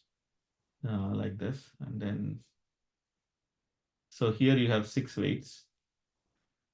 And then here you have 2 weights. Basically a weight on each connection. Okay. Right, this is a DNN, I said deeply neural network, so it's fully connected. So it's 6 plus 2, 8 weights. And the value of each weight is same between two, No. like L1 and L2, the edges of the same weights? No, here the weights are your intelligence. Think of this as the weights is what you are training for. You do not know the weights. You randomly initialize your weights and you want to tune these weights for your model to work. Let's say, for example, you give 10, 20, 30. Think of this as 10 into some number 0.1 multiplied by this, and then 10 into 0.2 getting, storing here. And then normally there's a nonlinear function on top of it. And then at the end of this will turn out to be a number from 0 to 1 on this neuron. The weights are adjusted so that if it's above 0.5, you want to predict yes, or below 0.5, you want to predict no, or something like that. Right.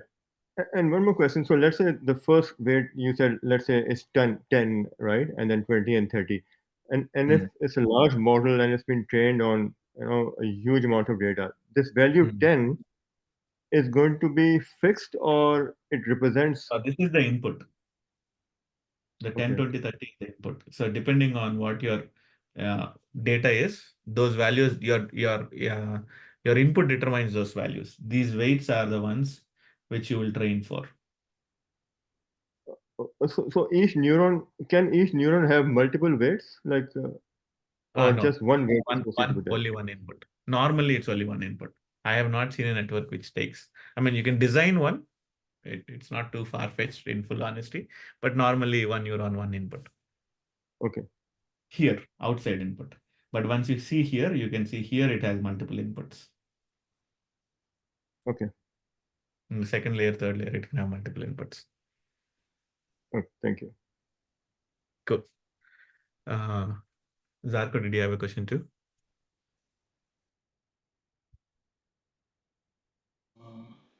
Since you're asking, how are you drawing this? Is this the I you have have a pen and it's a MacBook or something? Oh, that's a nice. So IK gives me an account in explaineverything.com, and I have an iPad here, and I'm drawing on my iPad. It's showing on my screen. It's synced in the background. Oh, it's iPad. I see. Yeah. Well, with the Cool. pen because it's. Thank you. Cool. My understanding is this is to give you a taste of how sessions at IK are run. In full honesty, this is how I teach advanced machine learning, some segments in advanced machine learning course. There are a lot of other IK instructors and stuff, and normally everyone follow the same format. We normally do the session, and we have at the end our session, and then we also have follow-up sessions and for assignments and stuff. So this is the idea, is to give you a taste of how the whole IK would look like. At least that's my understanding. So I hope I did good justice as best as I can for you to give you an idea on how IK works. I hope to see you guys. Oh yeah, someone Abhinav joined, so I let Abhinav speak better than me. So Yeah. Hey, hi Ashok. Thanks a lot. Thanks for your time. It was great to have you on the session. Just give Thank me you. a second. While you wrap up the session, maybe I'll just talk about the wiki courses in the last, right, at last. Yeah. Please, Ashok, please go ahead. I just muted myself and spoke. So I'm done. Do you want me to unshare my screen? Sorry, yeah. Okay, let me stop sharing. Yep, over to you. Sure.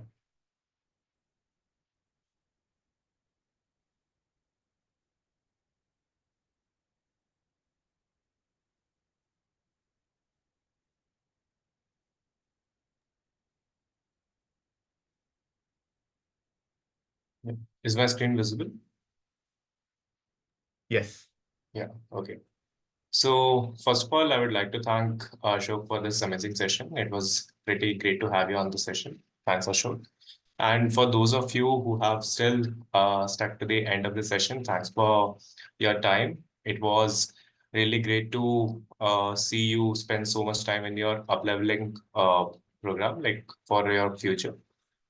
I would like to take this moment to talk about the up-leveling solutions here at IK, Interview Kickstart. We are uh, looking at uh, we are at the crossroads of the future right now where AI is taking over and a lot of demand is there in terms of there is a lot of professional growth. We haven't seen this kind of growth since the Industrial Revolution. And for that matter, whenever you are going to, if you are interested, even if you are looking to upscale yourself, no, at IK, we have all these program advisors who you can get in touch with and who are going to tell you about what the correct right courses, basis what your learning outcome is, what career outcome you're looking for, and what your years of experience is, and uh, what your uh, for that matter, how much time you have to realize your career outcome. So basis everything, our program advisors will be able to suggest you few courses. Just to give you a brief of it, uh, for if if you're someone, let's say, if you're a technical program manager, product manager, engineering manager, who already has some context about AI and wants to leverage specifically generative AI into the workplace, right? You want to integrate yourself, some work into your workplace, AI into your workplace. EdgeUp is the course for you.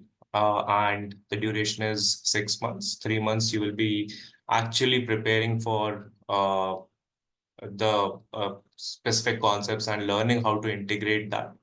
And we also have 3 months of interview preparation, which is going to help you realize your dream of working in the top product companies in AI specific roles. Then we have our flagship machine learning program, which is uh, specifically more towards which is going to help you develop the basic concepts of AI, not just generative AI. It is going to help you learn advanced concepts, and that time duration will be for 6 months. And then ultimately we have the advanced ML courses or the AI data science courses, in which we offer complete understanding and complete context about what AI is, what courses and what concepts that you need to learn to make a successful transition for a AI ML career. So that is already being taken care of in our advanced ML AI course. And the duration for that course is of 12 months. So just in case any of these courses appeal to you, please feel free to get in touch with the program advisors. I'm pretty sure they will be able to guide you better. Yeah, and to add on this one, for the advanced ML course, although it says here transition to deep learning, we actually start from Python and statistics. So like it assumes that you have no knowledge of ML or math background. We go even further than they're like building the core concepts from the top part. I was involved in this course, so I know at least for that one. There are other instructors who do the other ones, but yeah, this one I know. Right. So as Ashok mentioned, just in case if you want to get in touch with Ashok again, feel free to enroll for our advanced ML course and or AI and data science course. Sure. That's it, folks. That's it from my side as well. Ashok, do you have any closing remarks, or do you want to cover anything Yeah. else? Yeah, thank you so much, guys, for joining here. This has been a fun session. I got a chance to know a lot of other parts, like where questions come in, kind of helps me a lot when I'm preparing material. So you guys did help me in your own ways while you're asking your questions. Thank you so much. Zarko has his hand raised. Zarko, did you have a final question, or was it more? Is it from previous? I apologize. I need to lower the hand. I keep forgetting. No worries. Vikram, did you have a question? Thanks, Ashok. Great presentations today. I learned a lot. I had two questions actually. The first part was about job applications and how you got rejections early on. I wanted to get some ideas from you. So, do you apply with polishing your resume for each role, or you build your strongest skill set resume and then bring it to places? What was your strategy when you applied for roles? Okay. So the way I did, I'm always very honest on my resume. That is like people have different strategies. Mine I build on honesty. That is my policy, because if someone asks me a question on my resume, I can impress them for sure. I put myself in that position. So which actually is the resume builds very slowly. And every time I give a resume to a recruiter, so I only have like very few versions. It's a different strategy. Like my strategy is have everything in the resume, and polish it as and when I get feedback. Very rarely I will have two versions or three versions. The only time I had three versions of my resume is when I wanted to apply as an engineering manager and at the same time apply as a ML engineer. That is one of the few times in my life I actually had two resumes, because I had experience in both, but I didn't know which one I want to take. And then basically every time I do an interview or anything, I'm not actually most of the times targeting for the job. I'm mostly targeting for feedback. Like for example, few weeks ago, I had a recruiter reached me. He wanted to say, okay, I want to put your resume for a job. Like, okay, go ahead. And then he said, hey, you said you spoke, about Python and fast APIs. It's not on your resume. And I said, I didn't think, like, if I put Python, I'm assuming, you think I know fast API and all of this. And he's like, no, I'm sorry. Is it okay if I modify your resume? I said, yeah, go ahead, do what you want. And then what I did was, at the end, I said, you can do all you want, but can you send me a copy of the modified resume which you are submitting? And once the copied resume came, it was a little bit of an eye opener for me, because there are a lot of things I would assume, like, hey, if someone says they're good at C++, I would take their word for it. I would not put, let's say, for example, template programming and other parts of it, right? But he actually put it from the conversation we had. And that was a little bit like, oh yeah, I think for over time, I've reduced the skills as like only like 5 or 6 to have the effect. And that, had some idea. And then I realized like sometimes you have to be explicit. But then again, there is also a reader on the other end, right? So you get lucky sometimes. Some like every modification you do, there will always be advantages and disadvantages. There is no golden resume. At least that's the way I think about it. You have to pass a qualifying mark, yes, but there is no golden resume, right? Every resume you're picking is attracting a different kind of audience. Yeah, I can see if I can chime in a little more. I can see that my background is undergrads in electronics engineering. I have a master's in computer science, and then I did most of my early career. I was doing robotics, but I did embedded software engineer early on, and then I got into like prime software engineering roles. Now my current job at EA is I'm basically an ML engineer. I'm optimizing machine learning models for animation. So now I apply to a company as an embedded role, like that's also in my resume. I apply as a software engineer, that's also on my resume. I apply to some AI companies. Now the thing is, again, my policy has always been just like you said. I stick with one resume. It's like this is the best I have done so far, and I stay true to that. But that being said, like I'm getting interest from robotics companies somehow. And I'm getting like vehicle platform kind of roles or simulation engineer kind of roles. But yeah, I'm kind of I'm kind of debating right now. Maybe I should like split my resume, like highlighting embedded engineer for embedded engineer application role, and then this software for software engineering roles. I'm a little lost, like having spread Okay. apart. So I think I would ask you the question the other way around. Where do you want to Okay. get to? Well, where do I want to get? I want to get to stay in core tech. I think that's what I care about most. Core tech. Like, do you want to go build Gen AI applications? Do I want to go build machine learning applications? Do you want to go build embedded systems? Well, embedded system is something that I've left behind, to be honest.